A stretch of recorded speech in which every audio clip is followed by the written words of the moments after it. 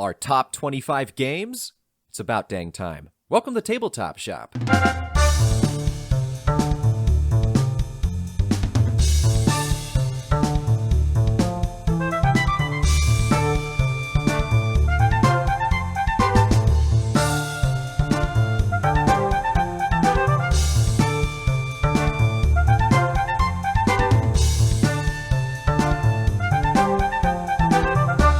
And welcome back to the Tabletop Shop Podcast. We've wanted to do this for a while, and we're finally doing it. In celebration of episode 50, we bring you Cody and Nate's top 25 games of all time. Oh yeah, baby. Oh yeah. I'm one of your co-hosts, Nate Clark, 50? and as always, Cody, you stepping on my intro? What? You did this big pause. I'm like, this is the perfect place for me to interject myself. Go ahead and interject yourself, Cody. Finish your thought. I'm sure it's very important. Episode 50, what? How's that? I'm one of your co-hosts, Nate Clark, and as always, seated not far enough away from me is your other co-host, Mr. Cody Pennington. Not far enough to be out of the range of an internet call. Episode 50, finally. It feels like it's taken forever, let's be honest. I'm sticking out my hand for a virtual imaginary handshake. Good work, man. Well done. Episode 50. The 6 listeners who've been with us this whole way, I'm so glad that you guys are still here. They've been enjoying the journey. Yeah. Dude, when did we start this? I know it's episode 50, but how many months and or years has it been? I believe we started in late spring or early summer of 2022. Because we just did it for a few months before I left the country. And then we did like almost a year of me not being in the U.S., and that was just a whole thing. All right, Nate, our first episode aired on YouTube on September 14th, 2022. Oh, no, we started before that. No, that's wrong, because we didn't start doing YouTube right away. So that's erroneous. So what would it be like? Yeah. Spotify? And I don't know if I can pull that up. Okay, maybe you know if you can pull that up. I'll do it. Yeah, fight me. It's a race. 14 September 22. You were right. Gotcha. Wow, I can't believe actually we started so late. We should have started earlier, man. So less than 2 years ago. It feels longer. You know what I'm saying? Of winds, ends, and mountain kings. I know. I had some weird titles back then. I was trying to reference what is that? Like, of ships and sails and sealing wax poem thing. You ever heard that? It's a poem. Do I seem like the kind of person who's heard that before? I don't know, man. It's pop culture. Are poems pop culture, Nate? Not old poems. Okay. This is going to be a long episode anyways. So let's get trucking, baby. Cody, intro question for you. Yeah, hit me up. In spirit of our list, what is your number 100 currently? I was going to ask what my number 1 was. Like, that's really breaking the whole I was going to thing. say 26, but then that could be a potential spoiler if it's like, ooh, this barely didn't make the cut, so 100. Okay. Well, I can't tell you if this is like my agreed upon 100, but this is where it was last sorted. Because coming up to this, I resorted my list up to like number 35, so I could have a pretty accurate 25. Yeah. Like, who cares about the rest right now? Did you actually like put it in PubMeeple and then go through from there? Dude, I 100% did. Hey, same here, dude. Well done. Actually, I put in 40, and then I was like, this is taking too long, so I deleted like the bottom 5. You're like, these aren't going to make it anyway. These are crap. I know, trash. My number 100 is a game that we did play. Hanamikoji. Wow. Yeah, not on my top 100. Oh, it's not? Okay. No. How many? You've played it twice? I think maybe 3 times. Probably 2 with Kirsten and 1 with you. All right. My number 100 is a similar style game, I guess. It's Lost Cities, which honestly I'm kind of shocked is still on my top hundo. And if I resorted everything, probably wouldn't still be on it. But definitely I think I have played Lost Cities, right? Honestly, it's a really good back and forth 2-player game. I like it a lot. I'm sure you and I played it once, but it was probably a couple years ago. Do you have both Lost Cities and Lost Cities the card game? Sorry, I only have Lost Cities the card game. So like the original game is the card game. That's the one I played. That's Lost Cities, and then there's like Lost Cities the board game. Well, anyway, Nate, that was a moderately interesting, very relativistic question to start off with, but I just wanted to point out that trending in the top 50 on BGG as of time of recording, in number 4 is Res Arcana Duo. Not that I've played Res Arcana. I have. I know it's famous. Oh, you have? Yeah. Oh. It's okay. It's just resource conversion and a race, basically, to 10 points. You wouldn't like it. Okay, but what about the Duel? Dude, I'm kind of getting to a point, we've kind of talked about this a little bit, are dual versions kind of starting to become a little gimmicky? I'm to a point where, yes, they are. This feels like bringing the old franchise back kind of a thing that we're doing in Hollywood these days, where it's like, hey, we can't come up with anything original, so let's bring this old IP back and resell it to you, you know? That's what it feels like. I'm not into it anymore, honestly. Even with Quack's Duel, I was like, do we need this, or are we just trying to make more money off of a popular title that people are already familiar with? We need it, dude. We need it so much that I was tempted to just buy the German version on eBay since it's not in print in English yet, and I'm still tempted to do that. That's valid. That's okay. I mean, you like the game a lot, so I get it. I do. But also Lord of the Rings Duel for Middle-earth. Yeah. I'm excited and less excited for it. The less excited is because I've been a fan of the Duel Games and it's Lord of the Rings. Less excited is because this sort of just looks like a reskin of Seven Wonders Duel. The other Duel games have been kind of an implementation of their base game. This one just looks like a reskin. Well, yeah, I mean, that's what it is. I mean, it's literally Seven Wonders Duel, but like Lord of the Rings edition. But there is some kind of a map thing. Maybe instead of the tug of war combat, there appears to be some kind of a map with little territories on it. So maybe it's more of an area, 2-player area control situation. But even if it is a reskin, who would not want to own a Lord of the Rings version and just get rid of the original? Yeah, faux show. Too true. Although, I mean, if you have your expansions for Seven Wonders Duel, obviously that's not going to be compatible if you really like your expansions. This is true. But if it's popular, it'll have expansions. So anyway, that's if you leave any of this in, because who knows how long this podcast is going to be. What's your prediction for our runtime by the time we're done? It's going to be under 2 hours. I'm fairly confident we're going to stay under 2 hours. Oh, for sure. But what is our record? Our record's an hour 20 something, I think. Yeah, I don't think we've hit actually episode. An hour and a half. Maybe the Christmas episode was kind of long, or maybe a Thanksgiving episode. I'm not sure. Yeah. But I bet we'll pass an hour and a half this time. Yeah, probably. Okay, so let's get going though. I'll do new plays real quickly because neither of the things I played made it into my top 25. The first is another Danny Garcia game. This is Windmill Valley, his most recent.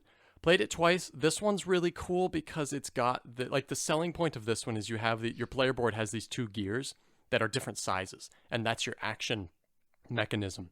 So on your turn, you're going to spin those gears a certain amount of times, which you can affect, but each gear has an action, and then the two that come together, you have to pick which one to use. And so it's this cool revolving action mechanism with these 2 gears. But then to make it even better, you can buy upgrade tiles that you can place into the player board to alter the actions on those wheels. So very cool mechanism. And honestly works pretty well, especially because the 2 wheels are different sizes. So you don't get the same actions together constantly. It's changing, So that's really, really cool. The rest of the game is just mechanism salad. You have some a little bit of networking. You have a little bit of card drafting and a market. The rest of it is pretty straightforward and just kind of all combines into a pretty satisfying and pretty fun experience. Not quite top 25 material. I think it's top 50 for me. So that one was fun. And then finally, dude, I say finally, I haven't really cared that much about this, but I did play Magic the Gathering. Somebody taught me how to play Magic. And you know what, Cody? Turns out it's just a ripoff of Elder Scrolls Legends, man. I mean, what? No. Come on. You can't do that. Yeah, no, I am, of course, being ironical about this. The reverse is true. Obviously, Elder Scrolls Legends, the not so popular, I'm assuming, app, is a direct derivative and ripoff of Magic the Gathering, but it still holds a special place in my heart because it's Elder Scrolls. Magic it does for me too. I have a confession to make about Elder Scrolls Legends, which is it has no entry on BGG as a game, But in my mind, this is still 100% like this is a game. So I include it in my like comprehensive list of games I have played. That's fair, I guess. Like, I'll respect that perspective. I don't do that because it doesn't have a physical implementation. And so to me, it's like, the lines start to get fuzzy then, you know? So. Sure. But it's funny because, like, it's such a direct ripoff that, like, this guy is teaching me how to play Magic, and he's like, okay, we got the keyword trample. Now, this keyword means that when you attack someone, the damage can still go through and hit the main player. I'm like, yeah, I know, that's breakthrough. I'm like, what's next? Come on. You know? You know what's going on. Like, the keywords, like, they just changed the name, but the ability is exactly the same in Elder Scrolls, so it's just kind of fun. Yeah. You know? I don't know if I'll get into it, though. Which game had better names, though? It's kind of a 50-50 split. You know, Trample is cooler than Breakthrough, obviously. And I honestly can't remember most of the other ones, but that's fine. Oh, I like that when you play a card out onto the battlefield, it can't attack that turn, right? That's called Summoning Sickness, which is pretty cool.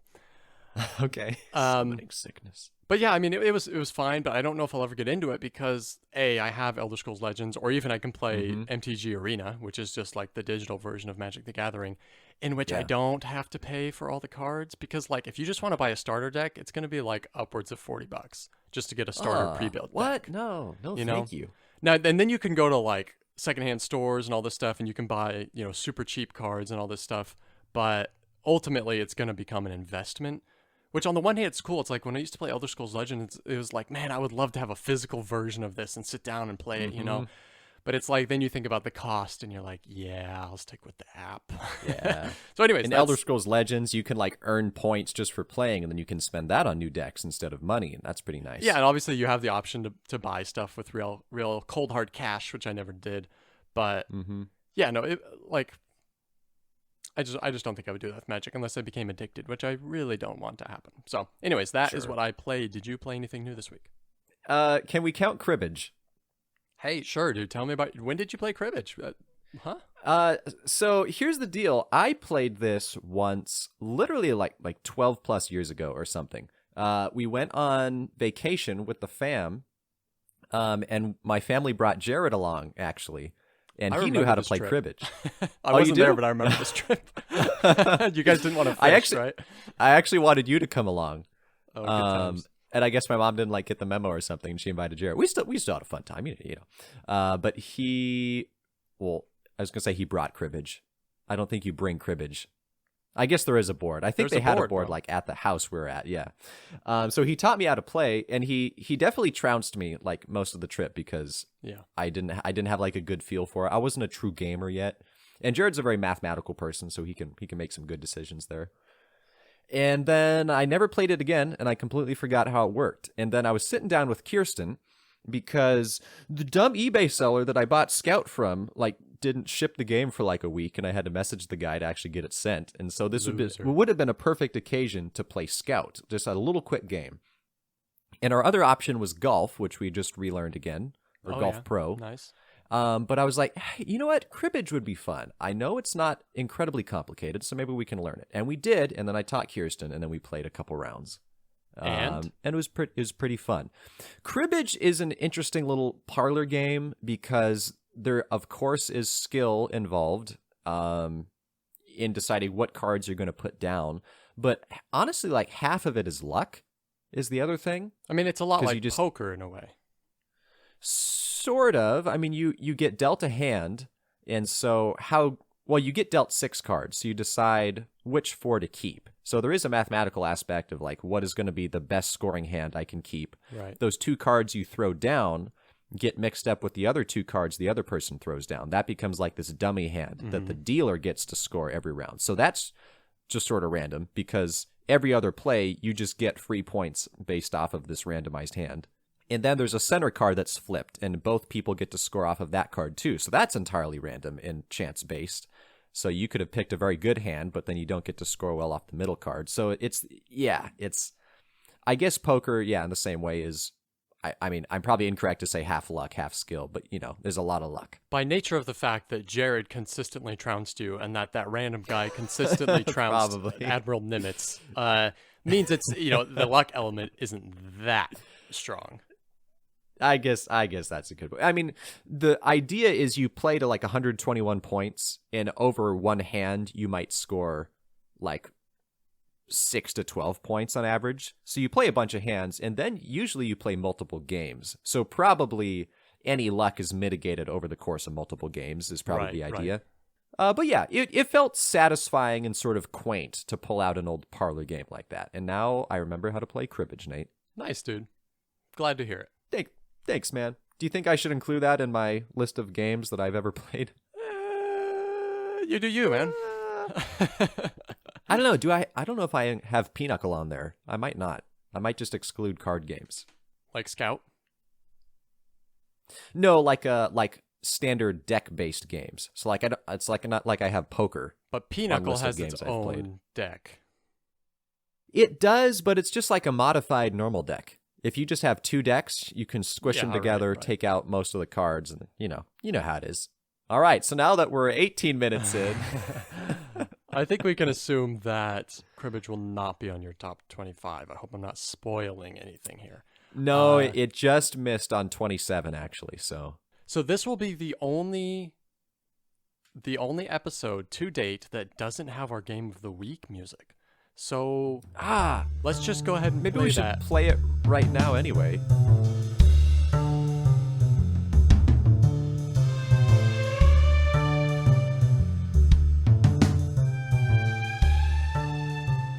All right, our game of the week is nothing. Let's talk about our list, baby. Yay! Okay, so we are doing our. I don't know why I pronounced R as our. We are doing our top 25 games of all time. Each of our top 25s. We don't need to talk about how they're sorted because we already know how they're sorted. But let's talk crossover a little bit, dude. What are you thinking? Ooh, I did not think about crossover. Okay, I'm gonna go out on a limb a little bit. I'm gonna say there's 13 crossovers. 13? I am predicting 11. You're predicting... There could be... I'm pretty sure probably most of what I'm looking at should show up. Maybe some are knocked off, and there's a possibility that you might have a few more that I wasn't anticipating. Yeah, we haven't talked too much about our... I don't know, like on the podcast or just to each other. We haven't talked too much about this in the recent past. So no, there will be some upsets, I think, probably on both sides. So we will see. All right. So who's going to start this off? This is like important for a big long list. Should we like flip a coin? I can roll a virtual D20. All right. 17, baby. I got a 14. A 14? Okay. Well, my 17 beats your 14. What so does you that can mean, choose, does that mean Cody, if you want to go first I get to second. choose? So either I would have the opportunity to start off our entire list, or I could finish our entire list. Which one is the more auspicious? Suspicious. Which one's the more suspicious honor? I'm gonna opt to let you go first, so I can conclude with the final game. I think that's fine because I think my number one is more predictable than yours, even though they might both be. I feel like my number one is. They're probably equally predictable. All right. We'll find out. That's fine. We will find out. Okay, here we go. Start us off, Nate. Clocking in at my timestamp is 21:45. I'm sure it's a bit less than that. Let's see how long this takes, baby. My number 25 was previously the previous year 29, so it's moved up a little bit. Oh, there's a lot of luck in this game. This game probably has more luck than just about anything else on the rest of my list. But it's a fantastic game. I've played it quite a few times this year. This is Quacks of Quedlinburg. Yeah, baby. Wolfgang Vosch. I don't know. Vosch. This is a great little bag building game in which you, over the course of multiple rounds, have a really terrible bag with some tokens, and you're pulling them out and adding them to a pot, and you're trying not to explode. So there's a push your luck element, and then at the end of each round, you can buy some more chips that are actually good, add them to your bag, and you're trying to place as many as you can in your bowl to score as many points ultimately as possible. And it's a lot of fun because the push your luck element is fun, but then because there's so many different types of chips that you can buy, and all those chips have different abilities depending on which abilities you choose to use for each game. There's so much variability in the different, combinations of chips that you can have that it's just, there's so many different ways to approach the game every time. So it's a lot of fun. Yeah. So do you own this? I do own this. No expansions, but I do own it. Yeah. That's right. When did you get this? I got it just in July. And we've played it a handful of times, and we taught it to somebody else who immediately turned around and bought it right after we taught it to him. So. It's hard not to once you play it. It's a lot of fun. Yeah, that Quacks is an interesting game because it's one of the ones that you hear about a lot when you're getting into the gaming hobby. But just, I don't know, looking at the box cover and hearing the title, you're always just kind of like, eh. And then I finally just bought it one time. I was like, I get it. I understand. Because it's ranked so highly too, Yeah. What is its rank on the BGG? Who's gonna win? Who's gonna win? Who's gonna win? Q U A 67. C, K S. It's still not showing up. What is it? 57? That's crazy though. No, 67. Please. Even Nate. crazy. Wait, no, somewhat less crazy. Less crazy. All right. Anyway, yeah, I have played this game. No spoilers, but I might talk about it later. Oh, that's a spoiler. All right, that's my number 25. Okay. All right. Very cool. My number 5 is a game that I am sad that I have not taught you yet. Please don't read your actual number 5. Please read your 25. Did I say number 5? Yeah. My number 25. When you came over recently, when I say came over, it sounds like you were just down the street. When you visited from across the country a couple weeks ago, we only had a certain amount of time, so we had to choose specific games to play. So this was a game that was a little bit lower down on the list. We did not get to play it. I still would love to teach you this game. And this is... I don't remember when I first played it. It's kind of newish on the list, maybe in the last year and a half or so. Barrage, ladies and gentlemen. Barrage, okay, yeah. Yes. So this did go down because looking at my top games as of 2023, this was number 14. I'm guessing just by virtue of not having played it very often, right? Yeah, I think I've played it only maybe twice at this point. And it's hard to say. If I play it again, maybe it will go up. It's a little bit clunky in some ways, but I should just explain the game. This is a energy production game via flowing networks. So there's a series of reservoirs on this big old map that kind of cascade down in 3-ish lines, and those patterns kind of crisscross across each other along all of those different lakes or reservoirs, whatever you call them. You can build dams, and the bigger you build that dam, it can hold more units of water. Connected to those dams are power converters, which allow you to send water, conduits are what they called. Those let you divert the water from those dams to a different part of the board, and then that has to go into a power station, I think. I forget what they're all called. If you have all those three things connected, whether they're yours or using elements of an opponent or neutral, you can then produce energy off of the water. What's cool is the water doesn't go off the map. It's not like you burn the water and then you get the power for it, because that's how dams work in real life, is the water moves through the dams and continues on down the stream.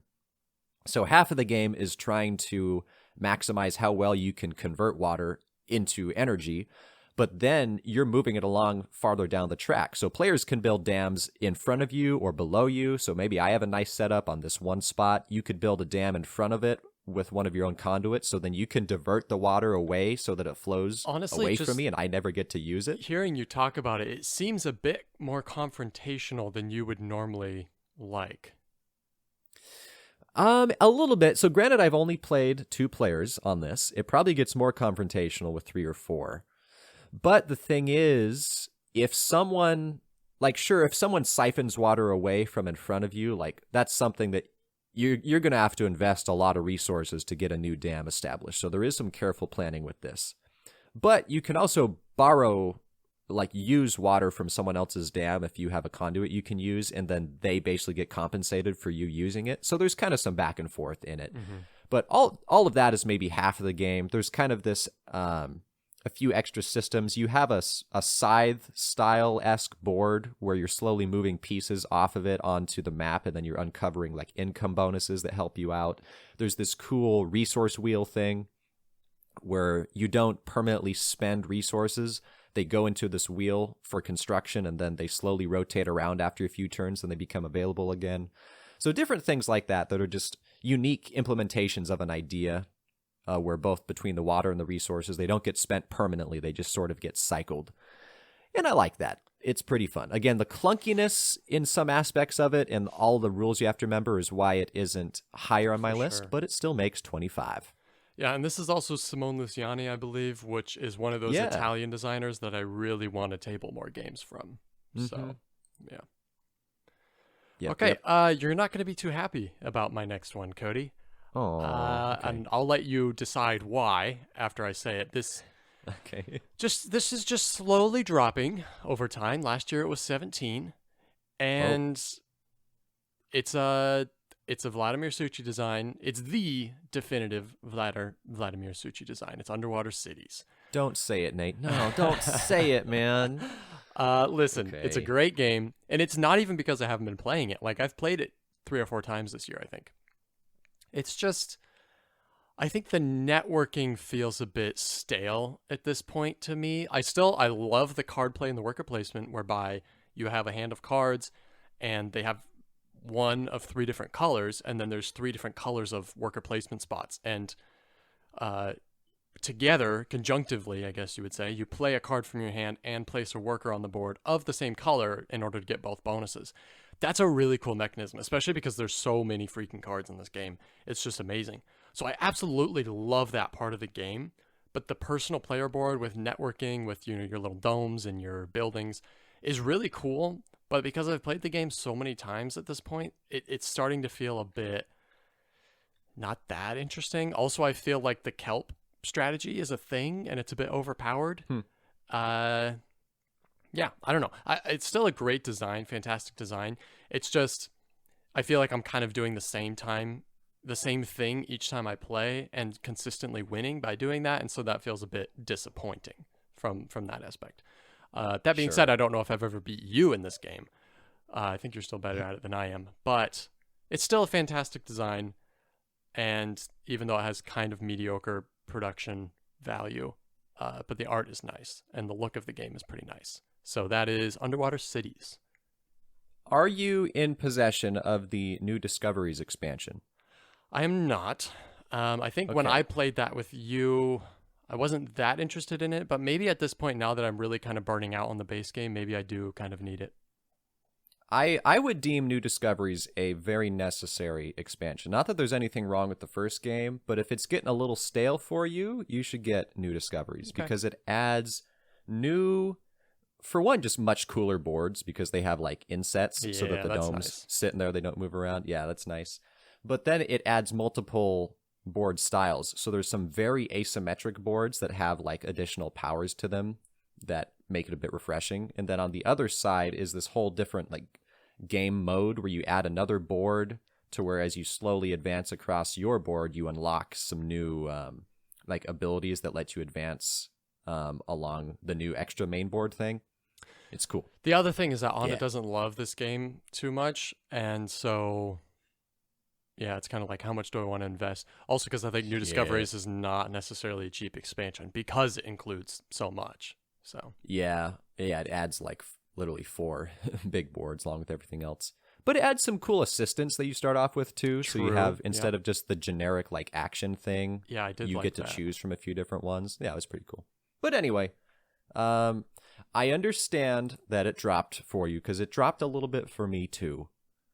Well, thank you for understanding, Cody. There will be bigger upsets on this list than that, I can assure you. I wonder how many of mine will upset you. I don't know. Probably one of them, maybe a little bit. We'll see. It's difficult to upset me, Cody. Like, so my number 24. All right, well, my number 24, this is a Garfield game. And that's not going to narrow it down at all because you're going to see quite a few Garfield games in my top 25. Let me guess. Wayfarers. Yeah, you got it, bro. Nailed it, Wayfarers of the South Tigris. The only South Tigris game I have played. Are all 3 of them out at this point? Oh, yeah, I think so. Are they? Inventors and Scholars. I didn't realize. Yeah. Is Inventors the last one? Honestly, I don't even remember. I don't keep up enough on Garphill to Okay. keep all that straight. Well, I need to work on my Garphill collection then. It's really slacking. But Wayfarers is a game I know you enjoyed quite a bit because back in the day, I got it and we played it, and then you came back and visited again, and one of the main games you wanted to prioritize playing again was Wayfarers. Because so it is one of those up. games where it's like after one play, you're like, okay, now I understand it. I need to play this again, right? So, but that was a while ago. Well, it's going to be a bit of a task explaining this, and we're on a time crunch, so I'm definitely going to skip over some things. This is a confusing game to describe because this is just the Garphill concept of having a bunch of things that all affect each other in somewhat thematic ways and mostly just abstract ways, but times 12. It's not turned up to 11, it's turned up to 12, Nate. This is hardcore. You've got a personal board with some cards that you can put dice on that you can trade for resources, and then you can put workers out in the middle board, and you could advance along this big tech tree type thing that cost resources to advance, and you get other resources for it. But then there's also these towers that you can put influence on that will score at the end of the game, but they also give you immediate things that you can do. And then this is what I'm doing right there, that's the whole game. It's a whole bunch of random stuff. And then. and then. So if you want to get an idea of what it's like, just look up a picture of Wayfarers of the South Tigris. Maybe read a little description. Thematically, you are like an Arabic explorer, I guess, of the South Tigris, and you're mapping it out. So you're slowly adding map cards, whether that's land, ocean, or sky, space, and the core of that is a good old based off of which symbols you have, whether you have a bunch of the same symbol or you have a variety of symbols, you're going to score points. That's kind of a standard in the Garphill Games series. So yeah, this is Wayfarers of the South Tigris. Unique implementation. I like that phrase a lot. I'm sorry, I need to come up with a different phrase, but unique deployment of the Garphill style. Wide variety of things to do. The color scheme is different if you're kind of tired of the West Kingdom or the North Sea. So there you go. Any comments, Nate? I actually do like the color scheme a lot for Wayfarers. Yeah. And I'm assuming for all the South Tigris games. Yeah, it's a weird game. Weird game. There's a lot of stuff going on. Just like, all Garphill games, really. It's a mishmash for sure. Faux show. But it was fun, and that's why it's there. Okay, my number 23 has dropped a lot. And honestly, I'm surprised it's as high as it was. It used to be number 9. And yeah, I think, this is a lot like my previous pick in some ways. And I've played this game a ton, and I like it a lot. But it's just kind of like, at this point, playing this game is kind of like going through the motions, and so it's not as exciting anymore. This is Terraforming Mars. I like it a lot. I think the card play is a lot of fun. I think some of the board stuff that's happening is interesting. Basically, you are collectively raising the oxygen level and the temperature and, kind of planting oceans, so to speak. And those are all the planting endgame oceans. Planting oceans. Those are all the endgame triggers. And you're doing this by basically just playing cards and building up a tableau and managing a bunch of different resources.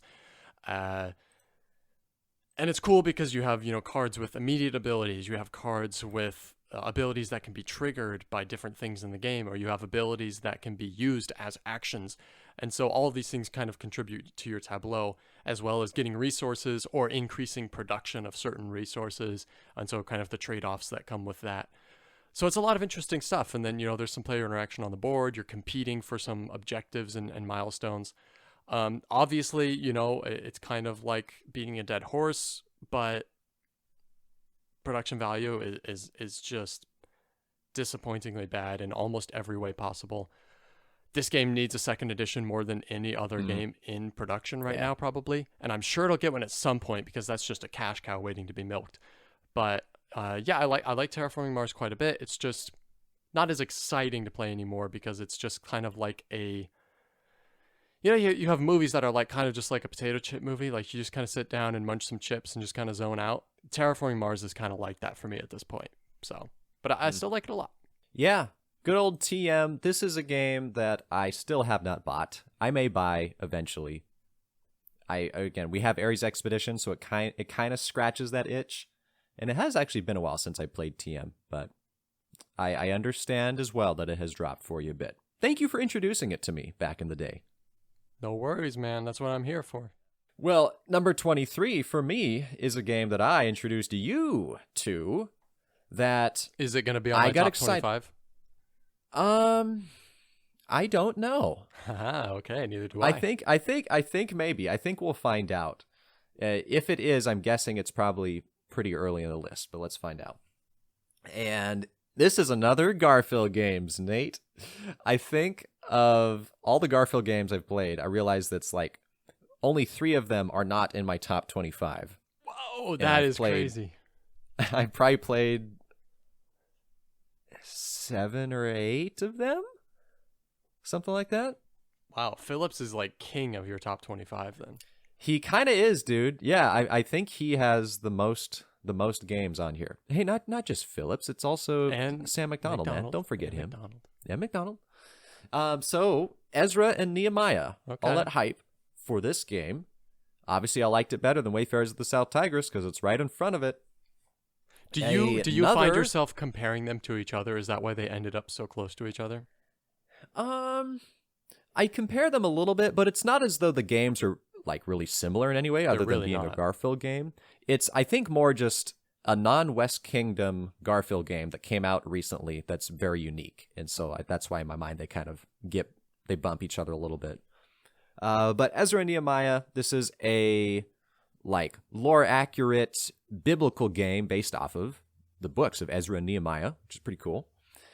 And the main system that I enjoyed quite a lot in this game, and I played this twice now, so once with Kirsten and I, then once with you, Kirsten and I, is this banner system, to where on your turn, you're putting down a card that has up to 3 different colors of banners. Those are the options. And every turn, you're adding another card until you get to 3, and then you start replacing a couple. So between those cards, you're going to choose one of those banner colors. Like, let's say you have red, and maybe you have 6 red banners showing. There's some other ways you can get extra banners. What's so fun about this is that color corresponds to a genre of actions. So not just one specific action. There's like 2 or 3 different things you can do with red banners, and 2 or 3 things you can do with gray banners, and then blue banners. So you can try to kind of build something of an engine with your hand, because it's sort of hand management. It's not deck building. It's sort of like reverse deck building, because you get rid of cards from your deck as you go throughout the game, which is kind of fun. But then they have ongoing bonuses for you and giving you scoring and permanent banners. I won't explain much more than that. I don't know again, if it's there's a lot of stuff going on so much here. fun as it is painful, because you're like, I don't want to lose these banners. The fun is the decision that you have to make. Of course, it's strategic, you know. Yeah. No, so that banner system is a lot like the system in Viscounts, actually, where you have you play a card, it gives you a symbol, and that card's still going to be active for the next few rounds, but then it's going to disappear. Yeah, exactly. And then there's there's not really a way you can supplement the banners, because you can't substitute a symbol for a banner. You can substitute banners for other things, though. So sort of the reverse of Viscounts in that way. And I have heard people describe Ezra and Nehemiah as being sort of a capstone to the Garfield system. I don't really see that. Like, sure, I see lots of similarities that it has to other games, but it feels like its own beast to me. And it was well-rounded. It was fun having different avenues you could try to explore for how you want to approach the game. Like, my second game was very different from my first game, and I would definitely recommend it. The question is, curious if we'll see it again soon on your list. The question is, after you play it 3 or 4 times, will you still feel like you can approach it differently? And that I'm not sure about, right? I'm not sure there's that much variability. But I think you're probably right. There's probably maybe 3 main avenues. I mean, because of those colors that you could go, but we'll see. Okay, my number 22 has also dropped. That's so far every game on my list has been one that has dropped from a higher position. Okay. This is kind of my baby. I've had it for a while. I like it a lot. The reason it's dropped is because it doesn't play very well at 2. Like, the experience at 2 players compared to the experience at 3 or 4 is so dramatically different that I don't want to play this at 2 players ever. And so it just doesn't see the table as often by virtue of that. But dropping from 13, I believe, this is Abyss. Still a fantastic game.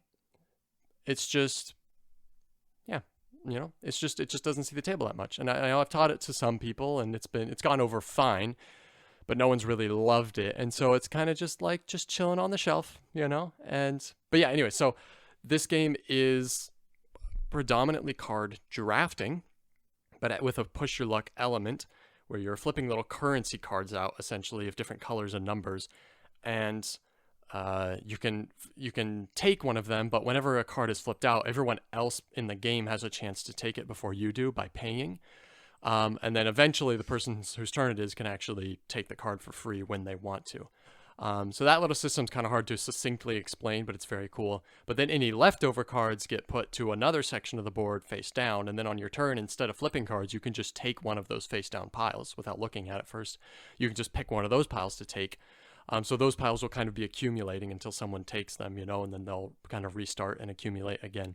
But then the last action is the most important, which is that you can actually spend those currency cards from your hand to buy these lords with points and powers and even keys, which the keys are important for unlocking end game scoring abilities. So it's really cool. I love that system of those kind of three main actions and the push your luck element to one, but then the interaction of how much do I push my luck? Because the more I push my luck, the more cards I'm going to be sending kind of to this little market area where other people can pick them up for free. Or do I push my luck because everyone else has a chance to buy a card before me, or should I just take this one? So there's a lot of cool decisions to make. There's a little bit of meanness in that, you can be saving up for one of the lords, and then someone else will buy it right out from underneath you, and then you're like, oh, now I have cards I can't really use. That's kind of one of the bum parts of it. But overall, I think it's fantastic, and I think it looks really fantastic. It just doesn't see the table as often. So, yeah, this is a game that barely is in my top 100. It looks like it's 93 for me. Yeah, I don't know why. It was fun. It has a cool theme. I like the vibe that it gives off. The art definitely is very moody, very dramatic with ocean theme. But yeah, I guess it didn't super click for me. But I'll respect that it's your number 22. My number 22, Nate, is a game that was also my number 22 last year. Get out. So it did not move. This is another Garfield Games, Nate. I'll let you guess. Which one do you think this is? Well, first of all, by your logic, it did drop if there's anything new ahead of it. Get wrecked. There is. Actually, I don't think there's anything new above it. What? That's wild. Okay. Wait, no, there is one new game. Never mind. I lied. All right. Thinking, computing noises. This is going to be Viscounts. Yes. What? Good work, son. You're doing some good guessing here, man. Viscounts Garfield games already. That's wild. All smushed up there at the top. So let's see where the rest are. Yeah, so spoiler alert, Architects did not make my top 25, so that's one of the games that didn't make it. Viscounts is my middle appreciated game of the West Kingdom trilogy. And we are already over 45 minutes here. I think we're going to pass 2 hours easy on this thing. Yeah, we'll see. Viscounts, for sake of time and for sake of ease, because this is just another game where there's 10,000 things going on. If this is the thing with Garfield Games, you describe the theme, that does nothing to explain how the game works, especially for someone who has not played the very game you're talking about. But you're a Viscount of the kingdom, and you're trying to garner support and power and influence by, I guess, stewarding your region. Well, I don't really know what's going on here thematically, but it's a game where you do 10,000 things on your turn. That's kind of the mark of Viscounts. It's complicated not so much with the decisions you have to make, as just that there's a whole bunch of decisions you make every turn. There's lots of things that impact each other. So you put down a card. Yes, there's that symbol system like we talked earlier when talking about Ezra and Nehemiah that gives you symbols that relate to a given action type you're going to do. But then you have your little paladin, or not, your viscount that you're moving around the circular rondel board, and he moves you to different parts that will enable you to take different types of actions. There's resources attached to everything. There's your main board where you're getting buildings off to get ongoing effects. There's this whole corruption and virtue system where once those markers pass each other, depending on where you're advancing them, you get rewarded or penalized, and so forth. It's a pretty great game. It's a little bit annoying if you haven't played it in a while and you try to pull it out because, again, there's so many things you have to remember for how it works. But if you can get past that and you get into playing, it's definitely it's a gripping type of game. It's satisfying with how many things you can do on your turn. This is not on my list just by virtue of the fact that I have not played it in so long. I think if I played it again, it might jump back up into my top 25, but right now it's sitting at 51. So okay. Maybe we'll pull this out at some point. There might actually be an expansion for it to make it a little more spicy. But yeah, we'll see. Okay, my number 21 is going to be another upset. This is my first Stonemaier game. Uh-oh, baby. What is it, Dropping Nate? from number 5 last year down to 21. 5. Maybe what is this, Nate? Because I've played it a couple times this year without the expansion that is actually pretty important. This is Viticulture. Okay. Whoa, yeah. Dropping from 5, homie. Ouch. Like, just playing it again without the expansion, I'm reminded of how much luck is in the game. Even with the expansion, there's still a lot of luck from the card draws, but it's not as bad. But in the base game, it's like withdrawing the order cards, withdrawing the visitor cards, withdrawing all the cards. Like, you can get really burned, you know? But essentially, this is a worker placement game where you are very slowly building up your vineyard. You are planting cards in fields, and then you are ultimately harvesting those fields to add little grapes to your storehouses, which then you can turn into wine. And the reason you want to do all of that is to fill wine orders, by which you can then score points, actually. And of course, it's a Euro-y game. There are other ways to score points than just doing that. But that's kind of the main way of doing it, at least without playing with the expansion. And the system is fantastic. It really is, but just kind of defending it a little bit, the reason it's dropped so much is just it's been so long since I played with Tuscany that I know for a fact if I played it with Tuscany, it would jump back up, probably at least another 10 spots or more. So I still love the system of Viticulture. I just think base, even Essential Edition, has its flaws. So... Do you possess this game? I do. Yes. All right. Maybe we need to get Tuscany in your hands then and solve this little Stonemaier problem. Probably. We'll jump that baby back up into at least the teens. Oh yeah, at least the teens. Like I said, it dropped from 5.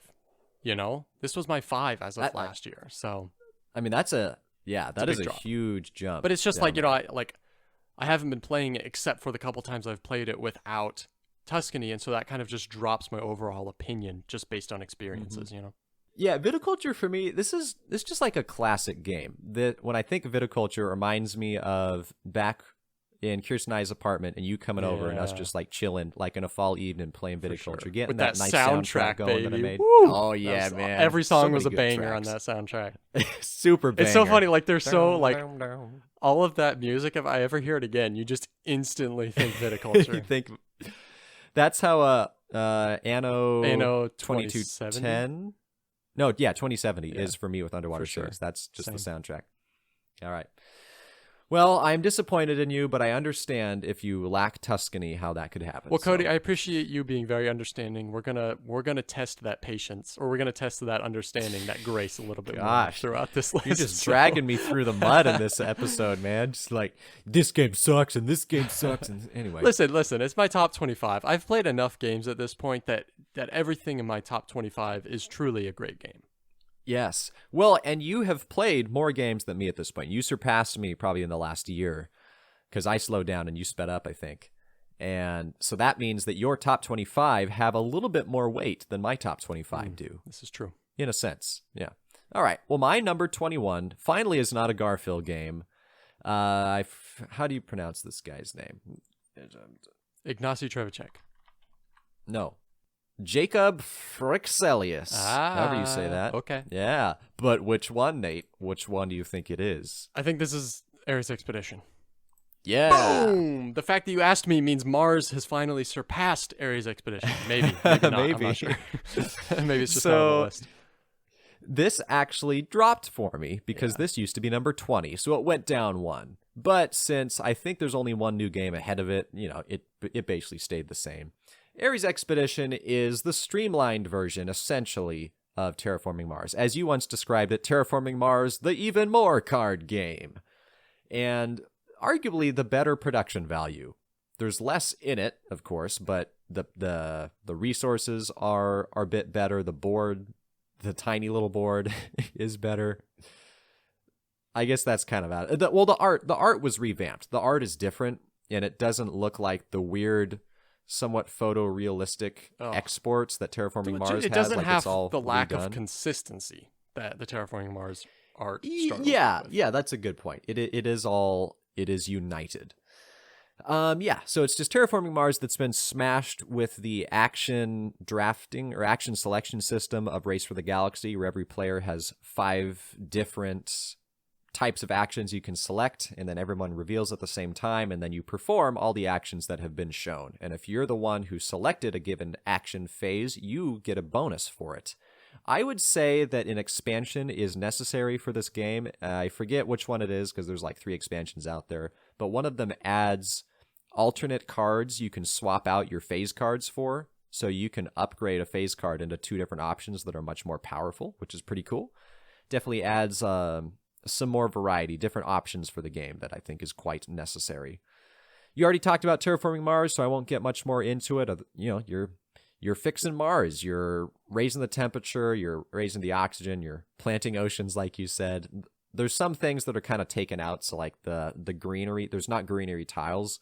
You just get a greenery tile, which is a point every time you raise the oxygen, basically. I know, yeah. So it's a bit simplified for the Terraforming Mars diehard fans. This is not quite going to scratch the itch for you, but it is also the reason I still have not bought full-on Terraforming Mars. Which says something, that's for sure.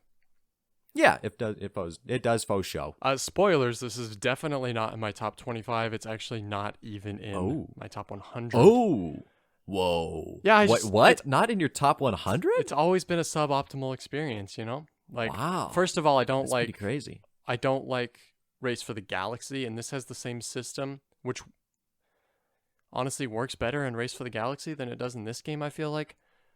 This game's I like more than Race for the Galaxy, but it's still it disappoints me in a lot of areas. So, yeah. Maybe you just need to own this game for a little bit so you can experience the joy of setting this up over Terraforming Mars. Maybe you'll appreciate it more. The setup for Mars isn't that bad. It's kind of bad, especially with the Colonies expansion. Okay. There you go. My number 20 will be quick, which is good, because it's our first official crossover. You have a guess? What? You have like 5 games to pick from. Our first Wayfarers. No, Ezra and Nehemiah. Okay. There you go. Yeah, Ezra and Nehemiah was really just a very delightful mix of mechanisms, as well as I really enjoy the theme quite a bit. That Old Testament kind of rebuilding Jerusalem, and you've got the Levites, and you're doing all this stuff. It's pretty cool. Yeah. And I think they did a good job with the theme, even with integrating. I honestly feels pretty thematic, even though it's very much like you can see the gears of the game. It still feels pretty thematic with what you're doing. So I like that. I like the systems that are in the game that you've already talked about. And yeah, like I said, I'm not sure how many plays it has in it for you to explore different avenues of strategy, but it's definitely the sort of game that I would like to have just to come back to every once in a while, So sure. Really, really fantastic design.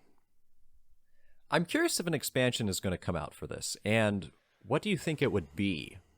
Because it would have to be thematic in some way. Maybe like a big theme in these books is the opposition of like local people, like even a military threat. Mm-hmm. So maybe like some kind of collective threat that everyone has to pitch in to help fend off. So it's kind of like a semi-co-op angle to the whole game, but I don't know if that would work, It sort of works in like Champions of Midgard. There's the troll threat, and if no one faces him, everybody gets the blame. So maybe something like that. I don't think there'll be an expansion for this, though. You don't think so? No. I feel like there's always an expansion for Garfield games. But not for these ones. There is for their normal games, but not for Hadrian's Wall. Other than like promo stuff, I don't think there's any expansions. Not for Raiders of Scythia, not for Legacy of You. I don't think those ones really get expansions. Okay, that's Checkmate, a good point. I think maybe I just assumed. I think I just assumed by all of the. There's so many West Kingdom. No, their flagship expansions. games get expansions, but I haven't seen any of their like tertiary games get them. So, is there a Wayfarer's expansion though? Ooh, I actually don't know if any of the South Tyrus games have expansions yet. Maybe they're in the works. I would assume so. Anyways, that is my number 20, Ezra and Nehemiah. All right. Well, my number 20 can also be quick because it has been spoken of twice now. This is Quacks. The other Jacob Frixilius game, Terraforming Mars. Wow. Okay. Interesting. So slightly better than Ares Expedition. And for some reason in my mind, it's like hard to kind of separate these. So in my lists, I always tend to kind of put them together. Mm-hmm. Although, let's see where TM was. Definitely lower. This was 18. So also, it used to be 2 spaces above Ares Expedition. Now it's only 1 space above. Okay. Yeah. And yeah, we've talked about it a bunch. It's a fun game. Mm-hmm. I will possess it at some point in my life. For now, when budgets are a little bit tighter, I like just getting different games. And just wait until like they do a second edition. Like it will happen at some point if we wait long enough and complain loud enough. Or, Nate, I wait for the second edition. First edition drops in price by like 50%. Then I grab first edition. Cody, but knowing you and how much you appreciate a good production value, you would genuinely hate owning the original, the first edition. So, yeah, too true. Okay, hastening right on then. My number 19, getting back into games that has dropped from 11. But I love the system in this game. I just don't play it that often because, again, it's not great at 2 players. This is Furnace. Furnace is a great little... This is a big one for you. It's a great little game with the 2 different things that are happening, right? So you've got the card drafting, which it might be my favorite card drafting in any game. Like the card drafting in Seven Wonders Duel is pretty cool, but this is probably my favorite card drafting mechanism, whereby there's a handful of cards out in the middle of the board, and everyone has discs numbered 1 through 4, and you take turns placing discs on the cards until everyone's placed all their discs.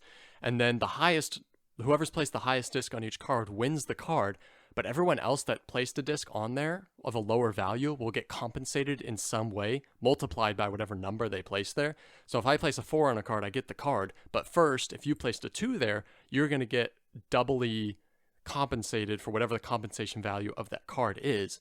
And then I'll get to take the card afterwards.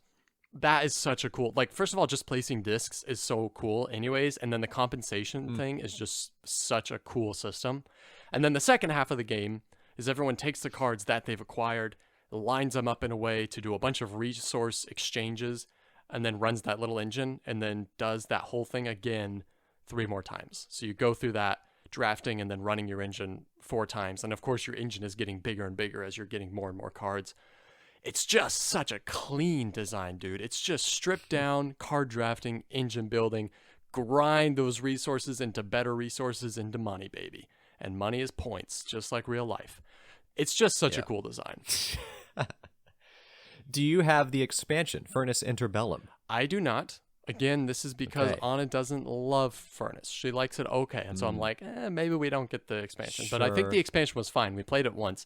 It had a couple cool things in it, like the dial where it can be any number you want and you can place that out. Pretty cool stuff. Interbellum is also cheaper though. I mean, it's a little expansion for a little game. Yeah. So it's not going to be a huge investment. I think you should definitely get it because it also adds better player powers. Like usually, when we had the base game, Kirsten and I just wouldn't play with the base powers because they broke the game so much. Yeah. The new ones are a bit better. So like if you want that, you want that fix. It has the problem of like, okay, so player powers are cool because they let you break rules in a game. Furnace doesn't have enough rules. Like, if you're breaking a rule, you're breaking the game. You just can't do it with Furnace. And so I'm the same way. Like, I've used them a couple times. I'm like, just don't even use them. Like, I'm not interested in using player powers, which is crazy. Yeah, it'd be like playing chess and saying, all right, my player power is pawns can move any number of spaces in one direction. Like, my king can move 2 spaces. Yeah. It's like real that different. level of it game changes breaking. it breaks it. And part of it is just because there's not that many rules to mess with. Yeah, right. So it's hard to implement something like that. But anyway, yeah, Furnace, this did not make my top 25. This is currently my number 38. I used to love it more, and it has kind of dropped for me over time. I'm guessing it also just doesn't see the table as much. It really doesn't. It's been I don't remember the last time I played it, actually. There you go. Maybe when we played Interbellum for the first time. Actually, I think that was the last time I played it. So you've only played Interbellum once. So how good of an expansion is it really? Were we learning it? Yeah, when we played dude. it? Maybe we were. Maybe I played it with Kirsten again after that. Okay. Actually, I think I did because I did a review for it because we got the review so you copy probably free. played it again. And I always play it multiple times. So yeah, I guess I did play. All right, that is my number But anyway, 19. Well, my number 19, we're hitting the teens now. That means like when you go from your number 20 to your number 19, that's like a huge It's boost, a whole right? different level, man. It absolutely is. Well, actually, no, I guess that happened from 21 to 20. It's you have to hit the group of 10 is when it really matters. Because it's not like 10 to 9. It's when you go from 11 to 10. Now it's like, whoa. So anyway, delayed reaction. Number 19. Who's this by again? Is that an actual question or because I have no idea. I was typing it in. So we just talked about Simone Luciani a little bit earlier, Nate. And now here's the only other game I've played by Simone. That's not true. Luciani. No, that's right. I also played Grand Austria Hotel, so I also played that. Not on your top 25. Yes, this is. No, it's not. That's like probably 70 or something for me. No, it's in the top 100. This is Nucleum. Nucleum, I've only played this once, and I don't remember it super well, to be honest, because there's a lot going on in Nucleum. This is a pretty heavy game. BGG has it ranked at 4.12, so I think that's the heaviest game according to BGG in my collection. But it combines I'm looking at the pictures of it again. I want to pull this out again now because there's so much going on. You have your own player board where you have these buildings, sort of brass style, that you get out onto the board that have bonuses attached to them and different cost, and there's different levels of the buildings. You have these like unique action tiles, depending on which player board you have, you get a different set of action tiles that like slide into your little player board in different slots. There's so much. There's a very complicated player board thing where you get to do these cool things. Then you have these worker tile things that you can either slot in to perform an action on your player board, and I think there's like an increasing cost with it, or those worker tile things you can flip over and place as a link in an entirely separate part of the game. It's certainly connected, but it's a whole new system of this networking game where you're trying to connect different cities and power plants, and then you use those connections to like produce energy. So it has some derivatives of barrage, but it's a little more refined and it adds a few different elements. I also like the color scheme. It's very sort of neon-y, but not quite in like an annoying neon color. There's just sort of like some bright purples and greens and oranges and blues going on, sort of like a Nazi zombies way. Right on. If you can, that's sort of what it reminds me of a little bit. Again, it's been a while, and this game is really complicated, so I don't remember it super well, but it left a really strong impression for me, and I need to play it again. I just don't want to spend another 3 hours trying to relearn it. I'll be honest, I still feel like I know nothing about the game, but I get it. I'm it sorry. for a game I'm that's sorry. really complicated that you haven't played in a while. You might need to play it again soon, though, because I mentioned this on a previous podcast, but one of my friends does own a copy of it now, and so it may hopefully be tabled before too long. Okay. So you might have to do it again, dude. Kirsten and I have a week-long trip we're taking in October. Oh, dang. Where we'll play lots of games. Where you going, man? If we can... we're going to the Duck Pond, man, down in Lakeside, Oregon. Duck Pond? What? Yep. It's pretty fun. I never heard of that. What? I haven't told you about this? Nah. It's an Airbnb. We've this is like our fourth time going. Oh, okay. Yeah. I didn't know it was called that. Yeah. I got you. But we play lots of games there, so maybe this will be the most opportune time to play it. Okay. Nucleum. My number 18. Oh, I think this is the only new game on my list, I believe. Nucleum, huh? Okay. Yeah. It was okay. My number 18 is the first game on my list to actually be higher than it was the previous year. And Whoa, moved up? Moved up one spot. That's okay. Which is weird because I haven't played it this year, actually. So that's like interesting. That's like destroying my arguments of like, well, I haven't played, whatever. What was I saying? I can't remember which game it was. I was like, well, I haven't played it this year, so it's dropping.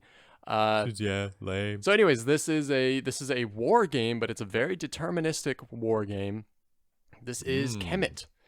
Kemet is a fantastic design, where you have little dudes on a map with some provinces.